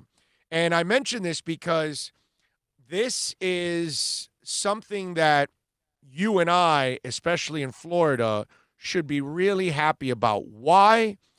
Every state is losing their ass. Every city, every municipality is now losing so much money, and their budgets, there's no way they're going to make their 2020, 2021 budgets now. All right? And they're trying to figure out ways to pay for their employees. And they're getting to a point where they're going to have to cut back on certain things, but they're afraid of cutting back on first responders, policemen, teachers, all those kind of things that they don't really want to touch across the country. Those are the things that are last, but those cuts may happen. So a way to avoid some of these cuts and others in so many other areas, from parks and recreation to you name it, that they're going to have to cut because, I mean, it's cut trillions of dollars in our society. Well, now they're going to say, well, sports gambling and medical marijuana, this is all going to be sped up. And this is one of those signs now from D.C., and it comes from the nation's capital, where it's coming from. But in Florida, we all know, man, outside of Utah, we're pretty slow, okay? And we're never as progressive as some of these other states because of what happens in Central Florida and the Panhandle that bring us completely down. We all know that, okay? If it was more for South Florida, it's way more progressive than the rest of the state. We would have had gambling and we would have had medical marijuana already. Recreational marijuana, Would have been back in the 70s when they were originally trying to put it in. Yeah, we would have already had the recreational marijuana already in. But now, I saw this, and we kind of talked a little bit about this a few weeks back. Now, this is one of those signs. And I hope that Florida picks up on this and speeds up the process for sports gambling and for medical marijuana, because both will produce a boatload of taxes and will help you make up for some of this stuff that you are losing now, and programs you'll be able to maintain. So watching the DC area pick this up, there's a part of me that was like, yeah, all right, because hopefully, Florida starts to catch up here. And I would like sports gambling here in South Florida, in Florida, period. I would like sports gambling. And I think medical marijuana would be awesome, too. I think it'd be fantastic. There's so many benefits to it anyway. Might as well, go for it. All right, let me see what we got here on the chat board. Hank Goldberg's left nut says the mouse in Orlando also blocks these things. That and the Bible beaters in North Florida. Yeah, unfortunately, you are correct, sir. Flores' goal is to win the Super Bowl. Just ask him. I would imagine. I would hope so. That's everybody's goal. All 32 head coaches. Economy is breaking. We're going to end up like the 1930s. Yeah, probably. Mark Rodriguez says, Big O, late getting on the show, fins up. You are never late, sir. Mark, you are always on time. Anytime you join the show, it's a good time. Anytime you download the show, it's a good time. Anytime you text us at the accidentlawfirm.com text line, 786-322-1105, it's a good time. Anytime you want to email us, it's good. Anytime, baby. We love you. Thank you for getting on the show. Chris De La Cruz says, like and subscribe. Yes, please, like, subscribe, share the link. Eugene96 says, I pray that my kids don't go through this. I'm with you, man. I'm with you. Ask Clown Amy is done. Yeah, she's not gonna have a fun 2020. Gio says, Big O, what do you think the Dolphins are going to do with Josh Rosen? I heard last week that some teams were reaching out for a possible trade. Gio, plenty of segments addressing that the last couple of days and last week. You might want to go back and listen to them because they're all there, my man. We've already said what should happen with Rosen and what's going to happen with Rosen. And so you got it all there. Trust me. Oh, did you say Panhandle? Just know you can rely on us to screw your idea up with a pinch of bath salts and faith healing.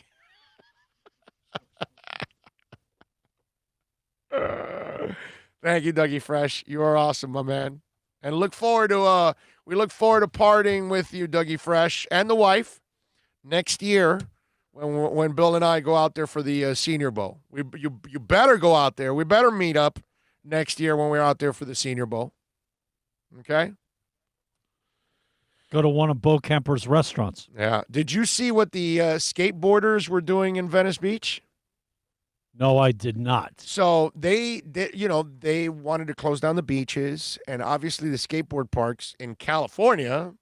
Is there a bigger place in this country for skateboard parks? Probably not. No, right? They probably invented skateboard parks back in the actually, they 60s did. Or The swimming pools. Yeah, is right. where it started. Yeah, they're always ahead of the Lords of Dogtown is the movie. They're always ahead of everybody. Obviously, being a surfer or skateboarder, I know all about it. And they've got legalized marijuana, so they're always ahead of everybody. You know what I'm saying? Well, the cities like people gathering for the beaches. They don't want you hanging out. So what they did was they went and dropped sand in all of the skate parks. So the guy, well, no, it's no finger, Bill. It's like if you don't put the sand, then the idiots go there and you've got 40 people skateboarding and sweating all over each other. If any of you guys are skateboarders out in California, bring brooms. Right. Bring brooms. So a bunch of skaters in California blew off government orders and removed the sand from the iconic park in Venice a few weeks after officials poured the grain to stop the illegal boarding. The deal, back in April, some California lawmakers were so fed up with skateboarders violating stay-at-home orders, they dumped tons of sand into the ramps at the parks all over the state. The move worked for a month, but on Monday in Venice, skaters took to the place, removing the sand with nothing more than shovels, brooms, buckets, and bare hands. The scene was all captured on video by multiple witnesses, showing dozens of people banding together to fish out all the sand from the popular skate park. One person who was on the scene said, all the kids need to have this because if they don't get it, it's going to be a sad day. You don't want that. By mid-afternoon and Memorial Day, the park had been completely cleared of the sand, and boarders performed tricks in the bowls well into the evening. Now, it's unclear if California officials will let them remain in place and open, but video Monday captured several police officers who didn't stop the action as they passed throughout the day. So there you go. And here's a picture of the park full of sand. Okay? There you go, Bill, so you can check it out. So not cool, man. No, but it's the thing that they had to do at that moment, you know? But the city at the moment probably doesn't have the money to fish out all that sand. Well, look, the reason that they the reason they built those skate parks is so the kids aren't tearing up the handrails on stairways. No, I know that. You know, I get that, but we have a pandemic going on. When they grind, they tear up. There's a pandemic going on. Do you blame them? I don't blame them. You can't put a tarp. Kids want to skate, man. You can't put a tarp. They're going to break the damn tarp. Of course. So really, that was the only way of doing it. Now, the next time, they're probably going to have to fill it up with water. Yeah, because they don't have a sucker truck. Right, yeah. They're not going to have a pump or anything. They're not going to go buy pumps and start pumping it all out or something. You know what I mean? Although, then again, it becomes also a danger because somebody can fall in and drown because, you know, it's all water and you don't know where the higher and the lows part of it. You might hit your head. Slippery and yeah. So I don't know. I don't know. But I saw that and it was like, okay, so the Venice Park skateboarders got their revenge and they were able to clear up the park. I thought that was actually pretty cool. All right, 786-322-1105. If you want to get in on the accidentlawfirm.com text line, you can also reach out to me on Twitter. That's at Big O Show. Follow us there as always, because that's a 24-hour talk show. If you want to get in on Twitter at 1:30, Kurt Heelan's going to join us from Pro Basketball Talk. So we'll have a little fun with Kurt. We'll talk about basketball returning, and we'll get the latest there from all of this. The Dolphins are set to convert their stadium to a drive-in theater. Did you see this, Bill? Taking a page out of the Yankees? Yep, exactly. Or create another way of creating revenue in a year where you've lost so much revenue. Let's just come up with creative ways to raise more money. So that's what they're going to do. Is they're going to create a drive-through at the stadium. Okay? So there you go. I actually like this idea. I would like to experience it at least once. I got to do I You want to feel like a monster truck? Yeah. Right? Because monster trucks are the only ones that are allowed down there on the field, obviously, when they're in town. Right, exactly. Okay. Although the one thing that I would ask from this whole thing, from this rendering that they have, is are they driving right through the middle here? I guess that's a wider road than what it looks like in the picture, because it looks like it's just another car, you know, and so I'm wondering how you drive in and drive out if you're going to fill all those cars up like that. Well, if they could fit a monster truck in there. Yeah, but there's not 200 monster trucks parked next to each other. Yeah, but do you know how big those monster trucks are, man? But they're not that big.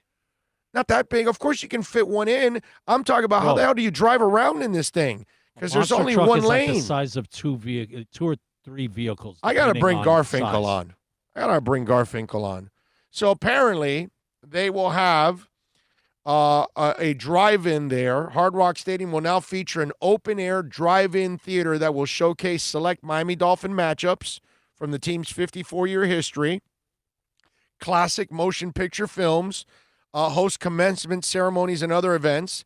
The family-friendly experience will provide a unique environment while staying in accordance with social distancing policies. The drive-in event can hold up to 230 cars, while the open-air theater can host a small group of intimate viewing experience on the Complex South Plaza. Unclear when the drive-in theater is set to open, but it seems like it's a priority since it could be a long time until live fans are back in NFL games. And that's true. You know, since you're not going to have fans in NFL games, why not bring them there? So the question I have, and for those of you that are watching, what's a perfect movie to watch at Hard Rock Stadium? If you had to watch a movie, what's the perfect movie to watch? I'll go back in the day from the Orange Bowl, Black Sunday. Okay. All right. A little Black Sunday. All right. And so you guys tell me out there if there's a movie that you want to watch for sure.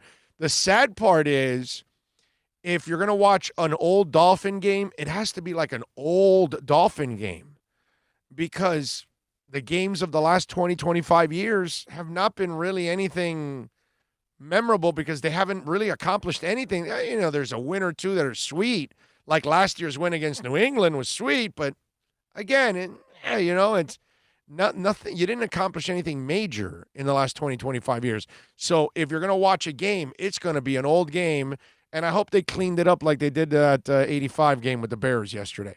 I think that being in a stadium and seeing that movie, the Goodyear blimp and all, it would be a little trippy. Yeah. No, definitely. You're right about that. Let's see. Tommy Italian says, am I wrong that I think we have a great governor? I mean, he's had his moments. I think he's done some good stuff, and I think he's done some negative stuff, like most politicians. Whether you're a Democrat or a Republican, when you look at most of the politicians, it's just kind of what they are. They do a couple good things, and then they'll do a bunch of bad things, because that's most politicians. Super Boom Shack wants to see American Graffiti. Chris De La Cruz says he wants to see Ace Ventura. See a little Dan Marino. I like it. John Santos says Fast and the Furious. Mike Dominguez, Any Given Sunday. Jay Johnson, Friday Night Lights. Let's see. Miami Fan for Life also wants Ace Ventura. Troy Ortiz, Longest Yard or North Dallas 40. I love North Dallas 40. Such a good one. Call of Duty 1 and Chris De La Cruz and Tommy Italian for Life also want Ace Ventura, and so does Miami Fan for Life 305, and so does Samuel Robina. Dean G wants to go with The Godfather. I like it. Operation Theater, Groundhog Day. There you go. That'll definitely trip you out. A little Groundhog Day. Those are some interesting ones there in the theater. I like it. I was thinking about do you watch like the Queen biography there because you're at the stadium, you know what I mean? So you get to watch kind of a concert type of footage. You know, would that be a good option for that? A replay of the 360 U2 Miami show. There you go. If that one is filmed, that would be actually pretty cool, the 360 concert at that stadium, which was amazing, dude. God, that was such a good concert. What an incredible opening stadium. Up with Ground Control. Yeah. Oh man, so good, man. So good. So I thought that was actually pretty cool that they're actually going to do that. If you're a Spotify fan, there is news for you Spotify users out there that you're going to love. Spotify has a 10,000 song limit. on their players, right? Well, their library sizes have always been capped. Now they're allowing users to add much more music as they'd like to their personal libraries without any limits at all, fixing a problem that has plagued music lovers on their service for years. Spotify has more than 50 million songs available to customers to stream at any time. Until today, there was a hard limit of 10,000 songs that users could save on your music collection on Spotify Access. Well, users now have been requesting that Spotify remove the limit for years. The company had previously shown resistance to the idea, saying in 2017, at this moment, we don't have plans to extend your music limit. The reason is because less than 1% of users reach it. Well, the new system only applies to the ability to save songs to your Spotify library. Individual playlists are still limited to 10,000 items, and users can only download up to 10,000 songs on each of the 5 different devices for online listening. Spotify announcement notes that it may take a bit of time for newly removed limits to roll out to customers. So if you're still seeing the old Epic Collection error, you might need to wait a little bit longer. So for you Spotify users out there, you now have a little bit more freedom to enjoy more music. How about that? I like it.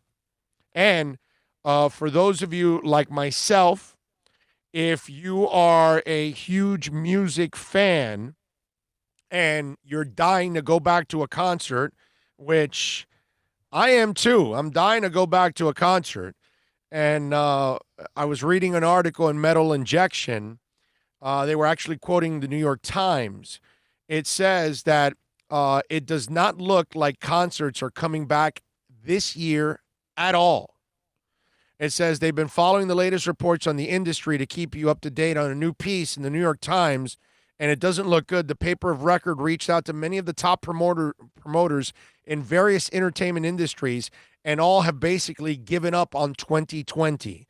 The consensus seems to be that just because a local municipality will allow them to reopen, that might not have the means to safely do so, especially in large settings.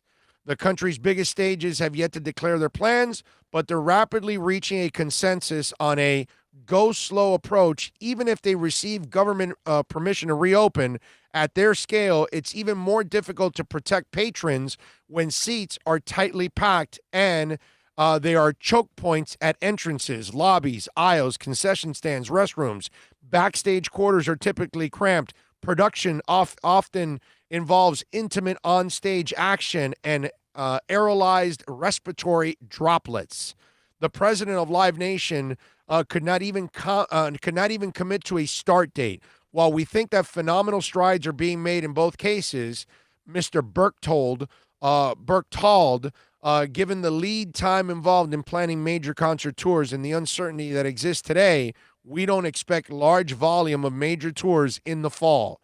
Last week, he was quoted saying, 2020 is gone, so is half of 2021. The hope is we will have a big summer season in 2021. And yesterday, remember the Doobie Brothers, when they rescheduled for the summer of 2021 in July. So they're like, and remember, all those guys are old. A lot of these older bands, they've got to be careful with all of this. I saw where Pat Riley is going to follow the heat from afar. Yeah, he's in his mid-70s. Hell yeah, follow it from afar. I mean, Ozzy Osbourne's trying to come back from all kinds of health issues. He can't come right back to a pandemic. The Stones are like 200 years old, each of them. Those guys can't come back now. You know, a lot of these artists are old, and they can't do it. It's just not smart, man. It's for those of us that love music, and I've kind of already, I think Bill and I have talked about this, but I'm already like, I'm done for 2020. I'm not even thinking about a concert for 2020. I don't even plan on it. I don't care who it is. I'm not going anywhere in 2020, basically. Everybody's back, and the Cure is opening up for the Smiths. Yeah, well. Yeah, that's yeah. Well, I could get a gas mask for that. I could get a whole damn. I'll buy a suit for that, bro. Okay, an air-conditioned suit that would just keep me away from everybody. The only thing that's available is one of the old scuba diver thing with the whole metal encasing, with the hose. Yeah. I think Scooby-Doo used one of those a couple times. What do you think? Are you going with the full scuba suit? No, I'm not. But it's it. It's going to be a while, folks, till we get our concerts back. And that, to me, at least with sports, I can watch it on television. I'm good. I'm fine. I don't have to necessarily go to all the games. I barely go to any games anyways as it is already at this point. I watch everything on television because I can see more on television. But if music's not on, I can only go to YouTube and watch a recorded show. That's all I can do. There's no way of watching it. Or today at 3 o'clock, Nile Rodgers on his Instagram channel at 3 o'clock is interviewing bassist John Taylor of Duran Duran.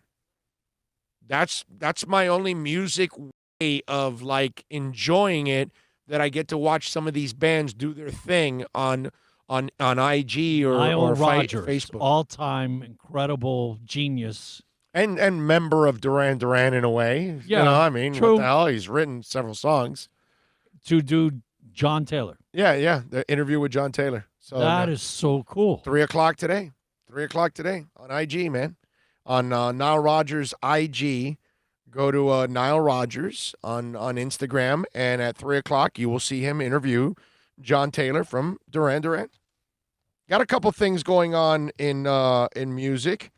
Rush, by the way, to add on the Nile Rodgers thing, they are streaming a previously unreleased 1980s performance of Natural Science ahead of the May 29th release of their 40th anniversary reissues of their 7th studio album, Permanent Waves.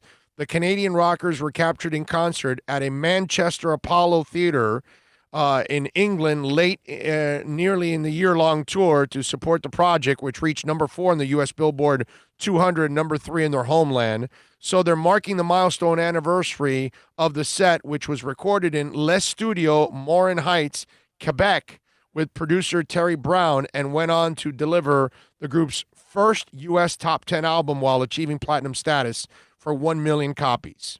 So if you want to check that out, you can actually do that, and you can see they're streaming that live audio from Rush. How about that? So I can tell you my buddy Tony, who's a maniac of Rush, is jumping up and down in his warehouse right now. All right. Good for him. And for those of you, that love music and we can't see it live, we do have several acts that are working on new albums right now as we speak. Zach Wild from Black Label Society says, I'm doing some writing, I guess, in April and in May and June, and we'll record and have it ready to roll. I don't demo or stockpile crap. Never have. I'm not like Prince, where he's recording stuff all the time. I just like to come up with a riff or an idea and be like, all right, why don't we track that one today?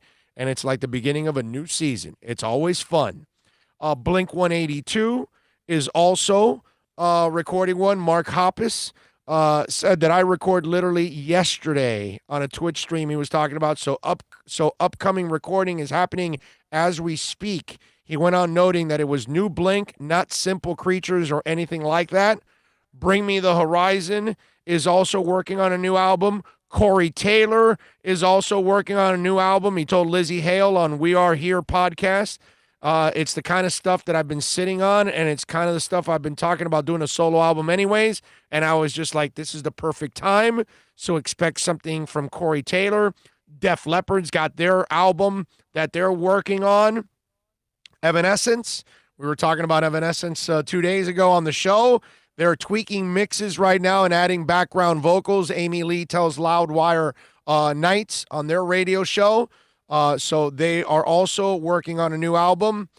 Exodus is also working on a new album. Godsmack says we're spending our time right now trying to write some new music for you all because we can't tour right now. So we hope that everybody's staying safe during the pandemic. All of our tours and shows are canceled for the time being, but this will get better. And Sully is always super classy. Hailstorm, of course, is also writing a new album. She told Eddie Trunk on Sirius XM. Halloween, Joe Satriani, all working on new albums. Megadeth is also working on a new album as they think by mid-May to June, they will be closer to finishing it. So we'll find out. Metallica also says that they could be working on some new material too down the line. Ministry also working on new music. 9 Inch Nails, Trent Reznor, already put out 2 albums this year. He's going to work on some new material coming up. Parkway Drive, they're pretty good. They're working on some new stuff. Pop Evil also is working on a new album. So there are some of the... and Tool also says maybe. I'm hoping during this downtime, as soon as we're able to get together, Justin Chandler, the bassist, and I, Adam Jones, the guitarist, maybe starting to hash out some new Tool stuff. In the meantime, maybe we write another EP since we're down and we can't do anything else, said Danny Carey in mid-April. So you might get some new Tool stuff, too, there to give you a little heads up on all of that. YouTube, please note, no music has been played during that music segment. Thank you. That's right. Yes. But, you know what's being played is some Super Chats.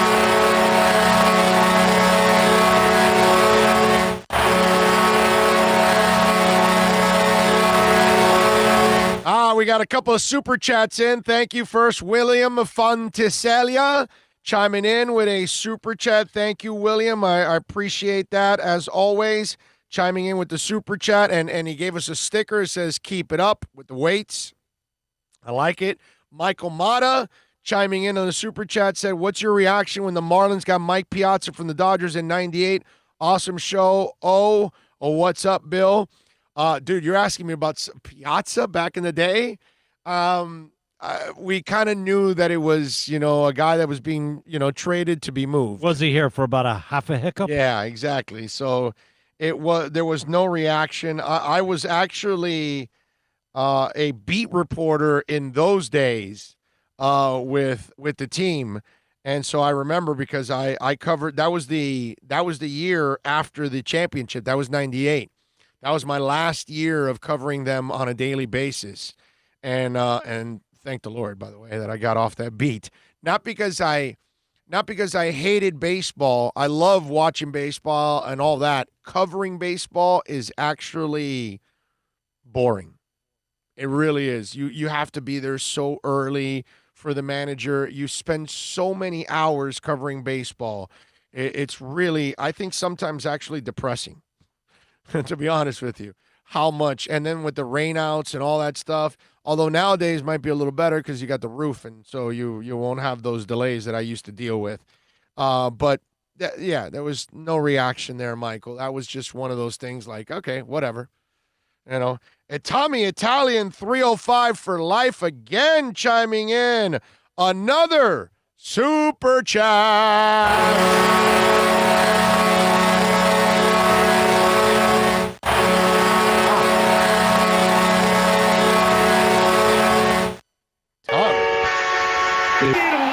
Super Chat. No way. Yes way. No way. Yes way. They were fantastic. Super Chat. Tommy Italian 3 times today on the Super Chat. Thank you, Tommy Italian, for life, man. That is very cool of you. All right, let's do this.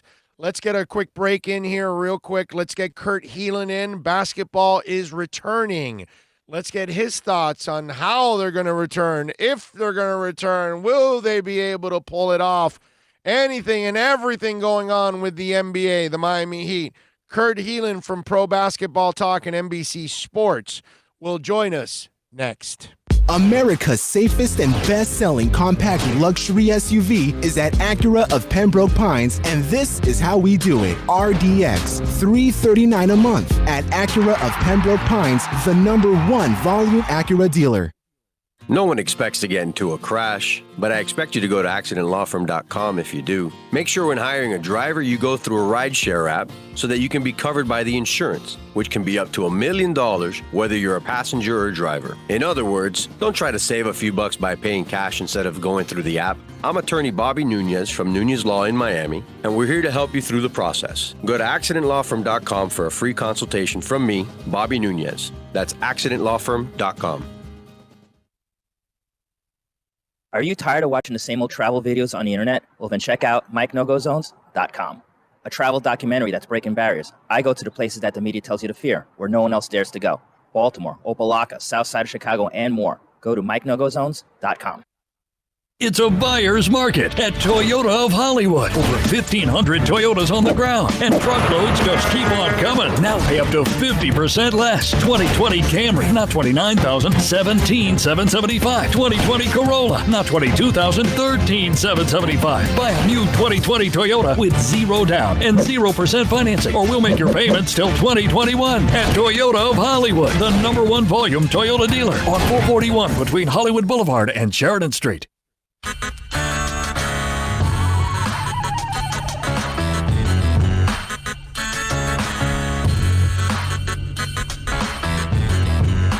This is the Big O Show. This is the Big O Show.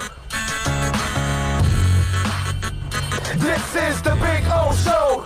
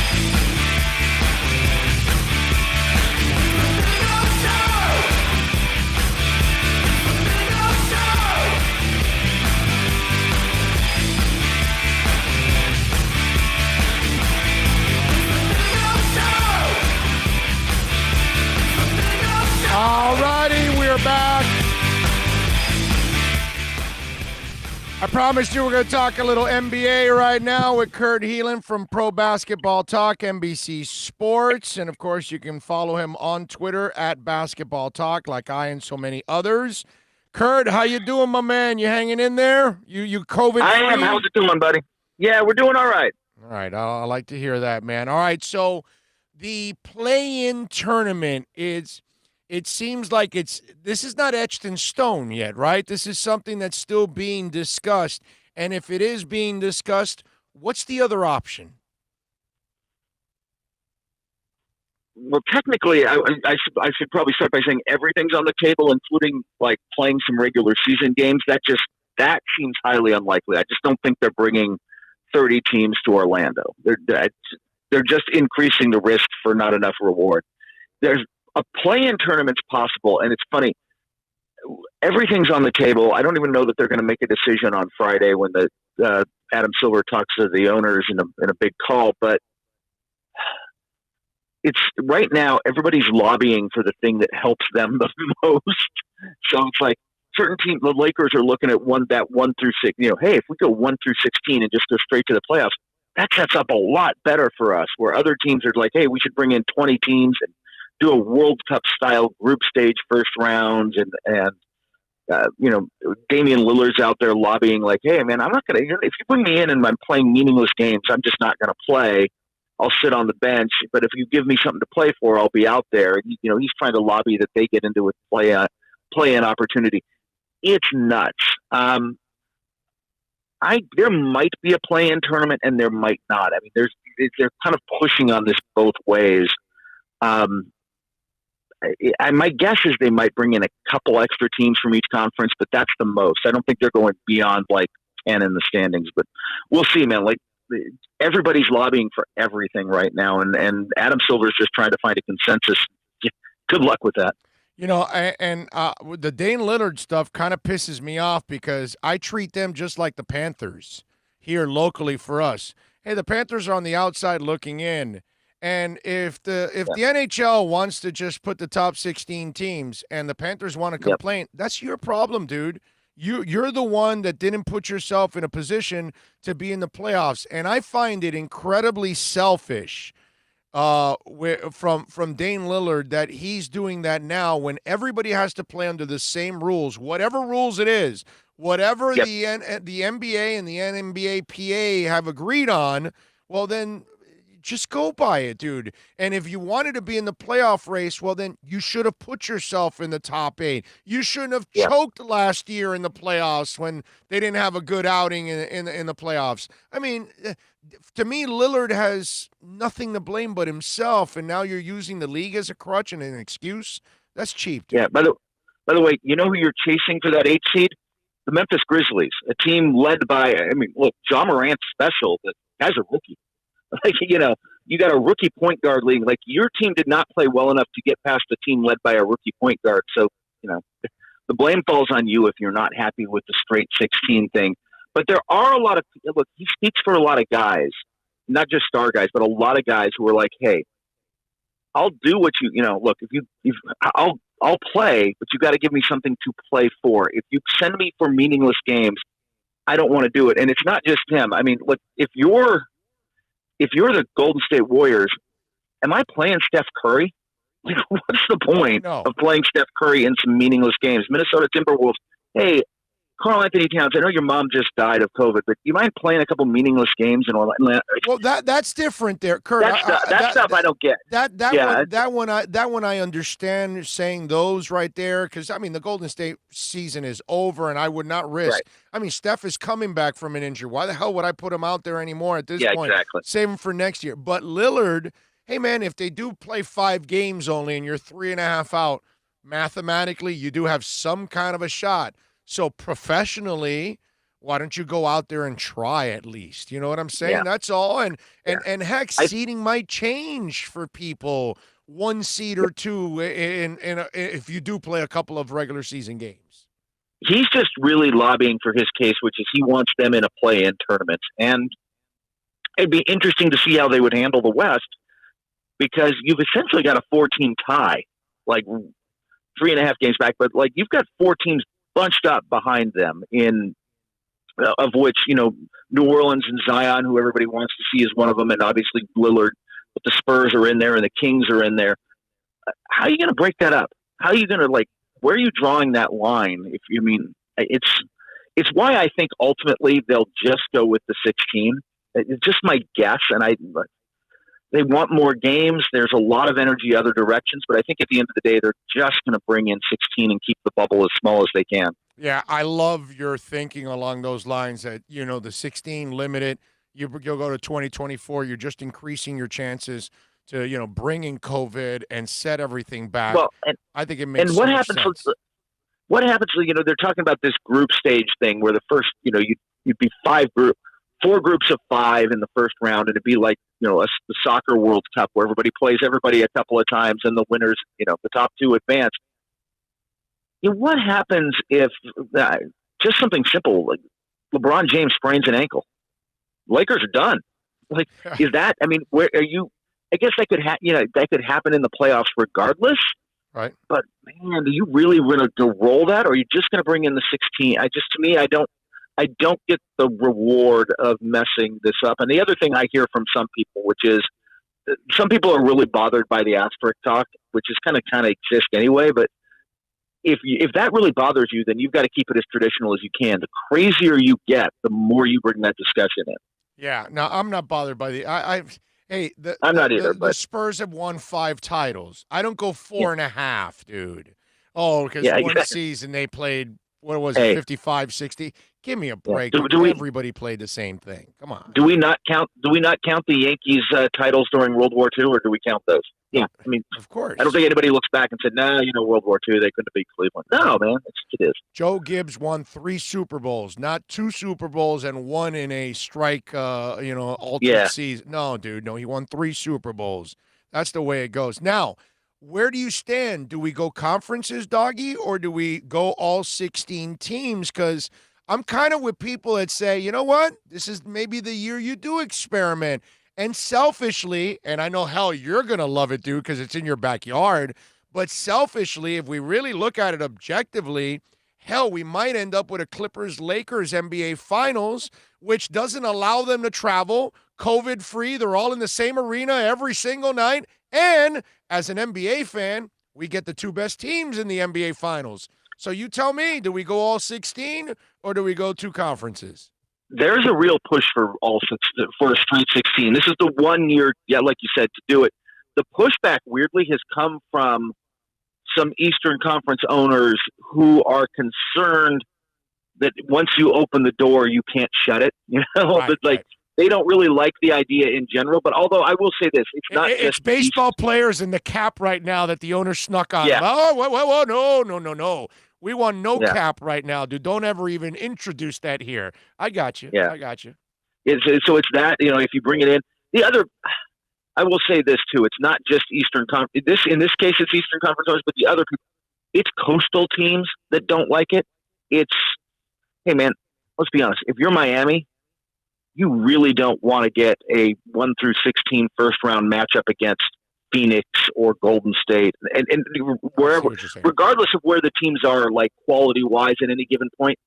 Once you start flying across the country like that, man, you're just adding a lot of travel and a lot of miles that they don't want. Like those teams don't want to go that far if they don't have to. So that pushback is still there, but I still think this is the year to do it. But Kurt, won't we be bubbling anyways, or are we actually this year? They're just worried about it becoming a thing. Oh, I see. But I'm with you. To me, this is the year to do it. By the way, if you do it that way, it so sets up for the Lakers.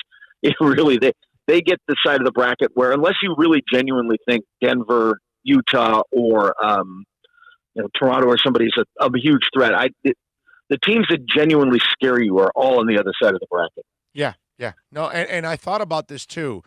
LeBron had the year off last year with the injury. He had rest. Yep. He didn't have the postseason. He came out like a bandit, dude. He was tearing it up. And then you could see that maybe they were tiring out a little bit now down the stretch. Now he gets these 2-3 months off. I think this break has been a huge benefit for the Lakers. I still think the Clippers are the better team, but the freshness factor for LeBron now to recharge for 3 months for this run, LeBron's going to be a maniac in this one because, as you and I know, the clock is ticking. He's pulling the my cousin Vinny, my clock is ticking and stomping on the thing because he knows he's only got a couple seasons with the Lakers, so he's got to take advantage right here. Right, and this team is poised to do it. And look, you can argue that they'd bring everybody back next year, but you never know what's going to happen, right? Like LeBron's 35 going on 36 next season. Anthony Davis has an injury history. That's an older team. A million things can change. Things can change, and you've got to take advantage of the opportunities you got. They absolutely have one this year. I think it's going to be fascinating, by the way, like the return. I think teams, the Lakers could benefit.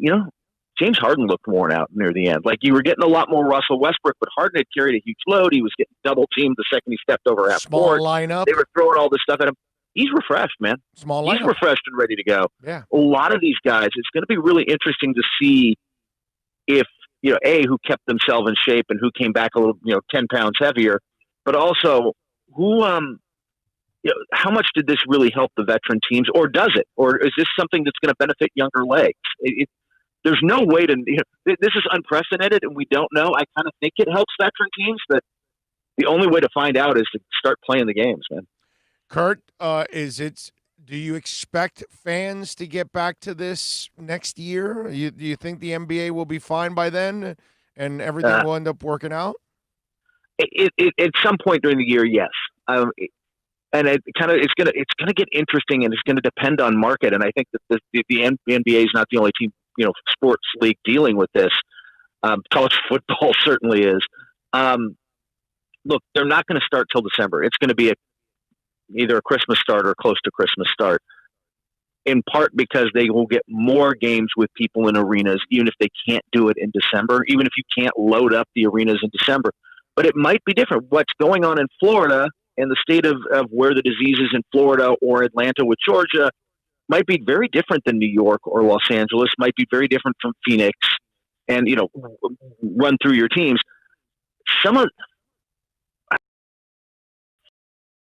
The Lakers and Clippers can't open Staples Center, but the Heat can open. And how are they dividing the revenue on that? How are they going to handle that? Do they play some games on neutral sites where they can put? It's going to be interesting to see how they handle this rolling thing. But their hope is by starting in December, and that there being a vaccine, knock on wood for the entire nation, that comes as quickly as possible and gets distributed, that they'll get more games with people in the arena. Yeah. That even if they don't at the start, they get more games if they start late. And Kurt, you made another fantastic point that I didn't think about. You've lost so much this year without fans in the building for the regular season, and now you won't have the fans in the building for the playoffs, which is where huge money can be made. And if you start like normal, the NBA season, you won't be able to start with fans. But if you buy yourself some time and start in late December, January, maybe you're getting closer to where we could get to a vaccine and you can actually have a regular season with fans and you can get that revenue back because you're losing so much. Yeah, that's a great point, dude. The more you drag it out. You're getting closer to by January, February, March, knock on wood, we're a lot closer to normal or, the new normal or whatever it's going to be. I don't know. I don't think everything's bouncing back instantly, but you can start putting fans in arenas again. And that's the hope. That you don't have that, that the distribution and the vaccines to able to be completed and distributed quickly enough that you get a lot more games. You get a lot more games with fans in seats. All right, so Kurt Helin, of course, from Pro Basketball Talk. Kurt, let's wrap it up with this. Last Dance. So everything that ends up happening now, how does Michael look in your eyes? How does Scotty look in your eyes when we and the Isaiah situation to me? Because I lived all of this. So to me, I actually, none of this changed to me because I always looked at Scotty, hey, dude, you walked out on your team that day. The coach made the right call. Kukoc was better suited for that play, and you weren't the bigger man at that moment. So that's always going to be held against you. And as for Isaiah, I watched his whole career from Indiana all the way through the NBA. He was a dirty player, dude. He took all kinds of cheap shots, and he kind of earned that label from not just Jordan, from all kinds of people. And the fact that Jordan was kind of a G, I kind of knew that already. To me, I don't think anything changed for me, but I'm wondering for you, did anything change in the way you viewed these guys? No, I don't think. It was a fun trip down memory lane because there's stuff I'm like, oh, that's right. Dennis Rodman took off in the middle of the finals with WWE events. And just, some of the stuff that I just hadn't really thought about in a long time, but nothing changed. There was nothing groundbreaking. There was nothing in the sense of like, we hadn't heard that before. There was great. I love the video footage we hadn't seen before, but it reinforced, hey, Jordan likes to gamble a lot. He's really competitive. Well, yeah, we kind of knew that. Right. Like all that stuff wasn't new. I think it was interesting for people under 30 who didn't live it, who knew Jordan through, commercials, reputation and YouTube clips. Yeah. So this was a better introduction to him, and I think that stuff was interesting to see how people reacted to him now, on that stuff. it got, look, the Jordan hype got a little crazy when ESPN's running a poll and people are like, yeah, Jordan was a better passer than LeBron. I'm like, no, he wasn't. Like, we can debate who's the better player if you want, but like, he wasn't a better passer. Flat out was not. So it kind of certainly, I think, bolstered Jordan's reputation, but I don't think it changed anything for me. Like you said, I lived it. I was a fan back then. I was watching the games. There was nothing to me that changed. Maybe Scottie Pippen comes off. You mentioned it, like the downsides of him, but I think sometimes Scottie also got locked into dude, was he that good, man? He was just a Robin where, like he was all Jordan. You got to be some people needed to be reminded. Scottie Pippen was a really great basketball player, right? Awesome. Scottie Pippen was like, it wasn't an accident that Jordan needed him. So like, some guys came out as winners on that, but I'm not, but Scottie's got a mixed legacy as well. Yeah, listen, in the end, all three of those guys were mismatches. Rodman was a mismatch. There was no way you could ever match Rodman because there's only been one Rodman in the history of the entire NBA. We've never seen another guy before him or after that's like him. And Scottie, the way he developed under Michael, he developed into such a unique player because he was so good defensively, and then he was so good as a facilitator, and then he became a better shooter and a better scorer and all those things. And then obviously Michael was the ultimate, guy that you could not match up with. That's the one thing about the Bulls that I don't think they get enough credit for, how freakish those three guys were in their own right and what they became. And what a great defensive team they were, particularly for that era where it was, people forget it was man-to-man. Guys kind of snuck zones in there and stuff, but it was a man-to-man league, and it was a lot more isolation basketball. And Pippen, Rodman, and Jordan were also long, also athletic, also smart defensively. Nobody else had that combo. Nobody else could roll out that kind of defense. It was great. The one thing, and again, it doesn't change anything for me on Scottie, but I just wish he wouldn't have said, I would do it all over again. It's like, come on, Scottie, dude, you can't say that. And there's no way he can mean that. You can't be still butthurt to this day about the Kukoc shot when, if you're objective, the play they called, the coach called the best player, just like John Paxson or Steve Kerr was, for a specific shot that Michael passed them to because they were better shooters than Michael. So, of course, in that play, you would set it up for John Paxson or for Steve Kerr. It's the same thing with Kukoc. That turnaround jumper, that was not Scottie's game. Scottie was not the guy that was flying around picks and shooting balls. He was more of a set shooter type that you would pass it to him when he's open and he would take the shot, and he was pretty good. But that wasn't – Scottie was never the guy that was going to fly around, what's it called, the picks and shoot right away. That's not his game. Never was. No, and he was a decoy that game. I think he expected to get the last shot, but he couldn't. I don't want to say he couldn't create his own shot, but he couldn't create his own shot like Michael. And again, Michael had the wisdom, like you said, he could create his own shot, but when the defense truly collapsed on him, he's like, oh, hey, Paxson, hey, Kerr, right, here's the rock, like he would give it up in the biggest moments if the shot didn't, if the shot didn't create itself, or if he couldn't push off on the Byron Russell and get it. Right, exactly. And again, you're passing it to people that easily Steve Kerr and Paxson and even Hodges before those guys, because they didn't win any championship with Hodges, but Hodges kind of played that same role for those guys did, but before the championship years, that's the only thing I wish he wouldn't have said. I would do it all over again. That's a shame. By the way, how are you? How's NBC Sports going to cover it? How are you doing it, my man? You doing it virtually, or are you're gonna hit the road? We'll see. I am right now. I've been home for a while. I've largely worked from home anyway, and travel a little bit to games and stuff. And it's look, I'm Los Angeles based, so I have the advantage of A, they're both big stories this year, but B, every team's got to come here twice, so I don't have to travel as much as a lot of guys. I don't know what's going to happen with Orlando, and I don't know what's going to happen with Orlando and media. So I don't know how that's going to go. Yeah. I don't know. My broadcast partners will be in there, but I'm not sure how the rest of it works yet because, like everything else, that's up in the air. Yeah, that's right. They may limit it. I mean, they may make the decision for you. Actually, they may, and the timing of it is my wife's a teacher. I got kids in school. If this bleeds into September, scheduling becomes more of an issue on my end. So there's just stuff we'll have to figure out. Yeah, no doubt. All right, follow him on Twitter at Basketball Talk. Catch his work there at NBC Sports. He is Kurt Helin.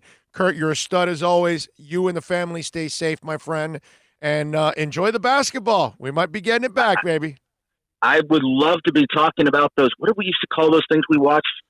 Games? Yeah, those. Yep, those would be fun. Those things. All right, baby. You be care, good. man. Take it easy. There you go. The great Kurt Helin, man. Love it. Love having him on as always. It's fantastic to talk a little basketball with him. Speaking of basketball, did you see that Michael Jordan's game-worn jersey went up for auction, and it went for a record number, actually. Is that a record number for basketball? For Michael. Michael memorabilia on fire. Game-worn uniform from his legendary 96-97 championship season sold for $288,000, shattering the old record. This particular uniform, or jersey and shorts combo, was rocked by MJ on the 14th of April in 97 when Detroit dominated the Bulls in a 108-91 smackdown. Michael had an off night, dropping 18 points. He averaged almost 30 that season, but after the hype of The Last Dance, collectors paying top dollar for all things Jordan. The uniform hit the block at Golden Auction, starting off at $75,000. When the final gavel banged, the price was at $288,000. Ken Golden tells us the previous record for the most expensive MJ game-used threads are $173,000. Michael's 84 Team USA jersey, which I would rather have that Team USA. That Team USA jersey's got to be worth more than $173 now. Like, it's got to be worth more than the $288 that guy just paid for that jersey. Easily. $400-$500. That number right? nine. That number 9 easily. Right. I'll tell you here, personal. Dave and Buster's crane grab. I grab a Michael Jordan number 9 USA little doll. Oh, okay. And I'm like, this was the last time he played basketball. He's retired. Yeah. This is going to be, Right. And, of course, he comes back and, yeah. Right. But I still have the Michael Jordan. Golden Auction sold a LeBron game-used jersey for $371,200. Okay? All right. It was his rookie year. It was during his 5th and 8th games in the NBA. So that one was a little bit more precious, as like this one was an off night. Well, look. It's $288,000. It was. Can an I off tell night. you who had a good night that night? Oh. Joe Dumars. Yeah, probably. You know, Yeah. Joe. Yeah. Yeah. So, but still, $288,000. That's a lot For of an money, off man. night. For an off night. 18 points. That's a lot of money. Lot of money, man. How would you feel about displaying that? Like, oh, this is Michael Jordan's brother, and it was an off night. He only scored 18 points. Yeah. Oh, well. You don't mention that, right? Yeah. No, but I mean, for the guy that bought it, is still, it's Hey, still it's a playoff. Yeah, And and it's a sweet one because it's the black one with the little red pinstripes. So it's a pretty cool looking jersey. Well, it was also used in probably one of the best rivalries. Yeah. Yeah. That Detroit Bulls, those years, man, bad blood. It was awesome. Yeah. Yeah, no doubt. So good stuff there by whoever ends up with that one on their wall in their office, something along those lines. I got an interesting story about a Christian rock singer, and this is, if you're really, really religious and you might be bothered by this, you really shouldn't, because it's not really that big of a deal, but it's not normal that you would hear people publicly say things like this, right? And I'm reading this. John Steingard, singer and guitarist for the Christian pop rock band Hawk Nelson. I know nothing about these guys at all, okay? So have no idea. But he says he has revoked his faith, declaring he no longer believes in God in a long-winded statement on social media. Hawk Nelson formed the Ontario, Canada band in 2000. They've released 8 full-length albums. The latest was in 2018. He makes no allusions as to what this means for the band's future, despite a Facebook post indicating there was much more ahead. He goes, I'm now finding out that I no longer believe in God. This is a guy that leads a Christian rock group. The process of getting to that sentence has been several years in the making. It didn't happen all overnight, and all of a sudden, it's been more like pulling on the threads of a sweater and one day discovering that there was no more sweater left. In his 9-slide Instagram post, he spoke about his battle to believe in the Bible and the perfect word of God as transcribed through the divine inspiration of a collection of human individuals struggling to understand all the wickedness and present in the world and why the all-powerful God would idly stand by to let it happen. He was told to seek answers within the biblical text. I found, however, that consulting and discussing the Bible didn't answer any of my questions. It only amplified them. Stressed Hawk Nelson frontman. Wow. That's like stuff you never hear, like a Christian rock. Yeah, because that's, like that's everything.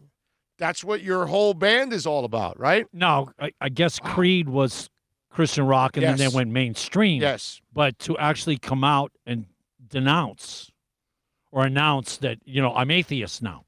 Well, he didn't say that. He said he didn't believe in God. Okay, that doesn't necessarily mean... That's true. You're right. Okay, that doesn't... maybe he become Hindu or... Maybe he's just frustrated at the moment with the whole, religion, and maybe that's what it is. But it just... Maybe he needs some CBD. Maybe he needs to talk to our friends at ESS. Man... But you just never see... I saw that headline, like this. I was like, wow. It's like, okay. I'm making a formal announcement. Yeah, so, something tells me all the people that bought those 8 albums, they're not going to be happy with you right now. You know what I'm saying? So you kind of like, that's why he was saying that, the future of the band, it's like, okay, you're the lead singer. Yeah, there might be a problem with that band in the future. If you're into Christian rock and, this is your favorite band, where do you stand right now? Stryper is another one, right? Isn't Stryper also? Yes. Yeah. I actually like Stryper. I've heard. Stryper and Skillet too, right? Skillet is also Christian rock. I like Skillet too. Stryper, I like a couple of songs. Skillet, I like a lot. I've even seen Skillet live. They're really good. Every song you've played for me from Skillet. Skillet is good, I think like 10 or 12 of them right now. Skillet is good. I like them all. Yeah. But I saw that story and I was like, wow. That's ballsy too. It takes guts to say that, It's what you feel, and hey, this is. Maybe they're not full-on atheists like Bill Maher, but maybe Bill Maher will let him be an opening act. Who knows? Big O, as the Dolphins are slowly becoming relevant again in the NFL, their marketing staff is also setting new standards in the sports world. Give it up to Tom Garfinkel. Garfinkel's a beast, dude. If the team was run as good as Garfinkel ran the stadium the last 10 years, they would have been a Super Bowl winner already. Okay? The good thing is that now I believe they've got the front office people to actually do it right. Super Boom Shack says Stryper is great in concert. Never seen Stryper. I've seen Skillet, and I love Skillet. Never seen Stryper, and I do like Stryper. Let's see. Troy Ortiz says he doesn't believe in fairy tales anymore. There you go. George Albanese says sold out to the mainstream. NorCal says I'm the lead singer of a reggae band, and I don't like weed.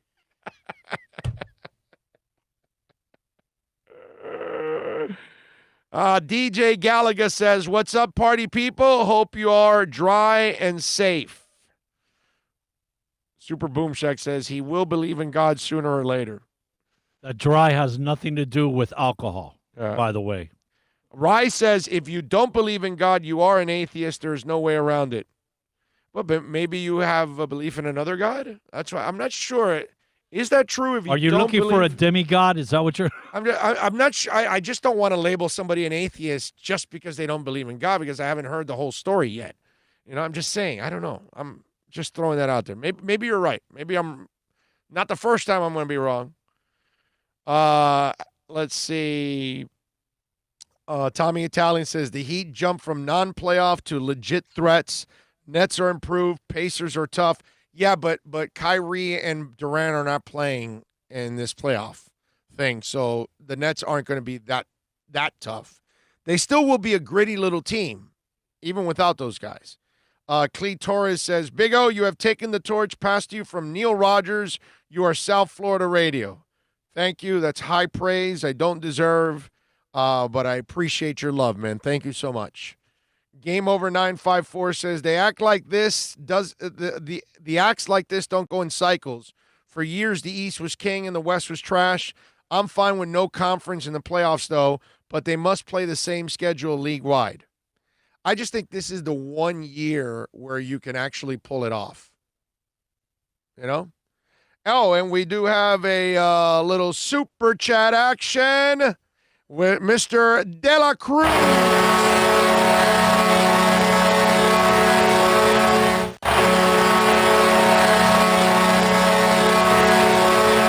Thank you, Mr. De La Cruz, chiming in with What are you babbling about? Super chat. If he Super chat. will all Super chat.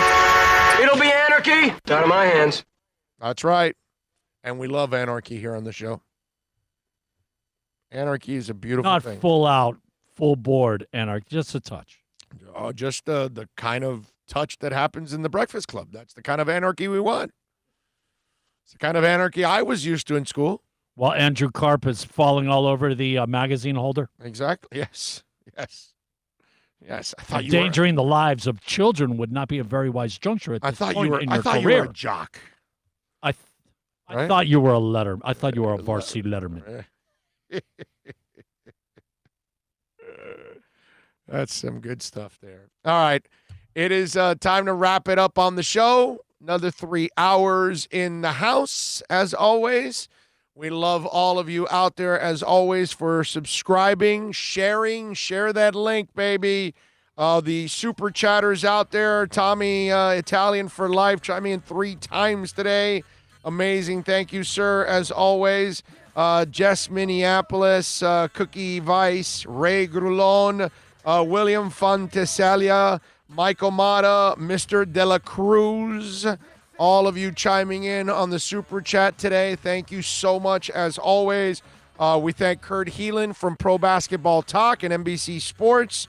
We thank all of you out there for watching, subscribing, sharing the link. Bill and Philippe, as always, audio, video, getting it done. Somehow, again, you did another 3-hour show, man. Somehow or another, we did it again, man. Tomorrow we'll be at Toyota of Hollywood. 1841 North State Road 7, so please come on out and say hi. Keep your distance, wear your mask, but come on by and say hi. Would love to meet you out there, man. Seems like we're getting more and more listeners every week to show up. And I think now that we're getting out of the pandemic, that's why, because people are getting out now. Come on by and say hi. Friday we'll be at Craig's Inn, Acura, Pembroke Pines, so we'll be out on the road for the next 2 days. But we'll be on at 11 a.m. You all be safe out there. Much love. Have a good one until tomorrow.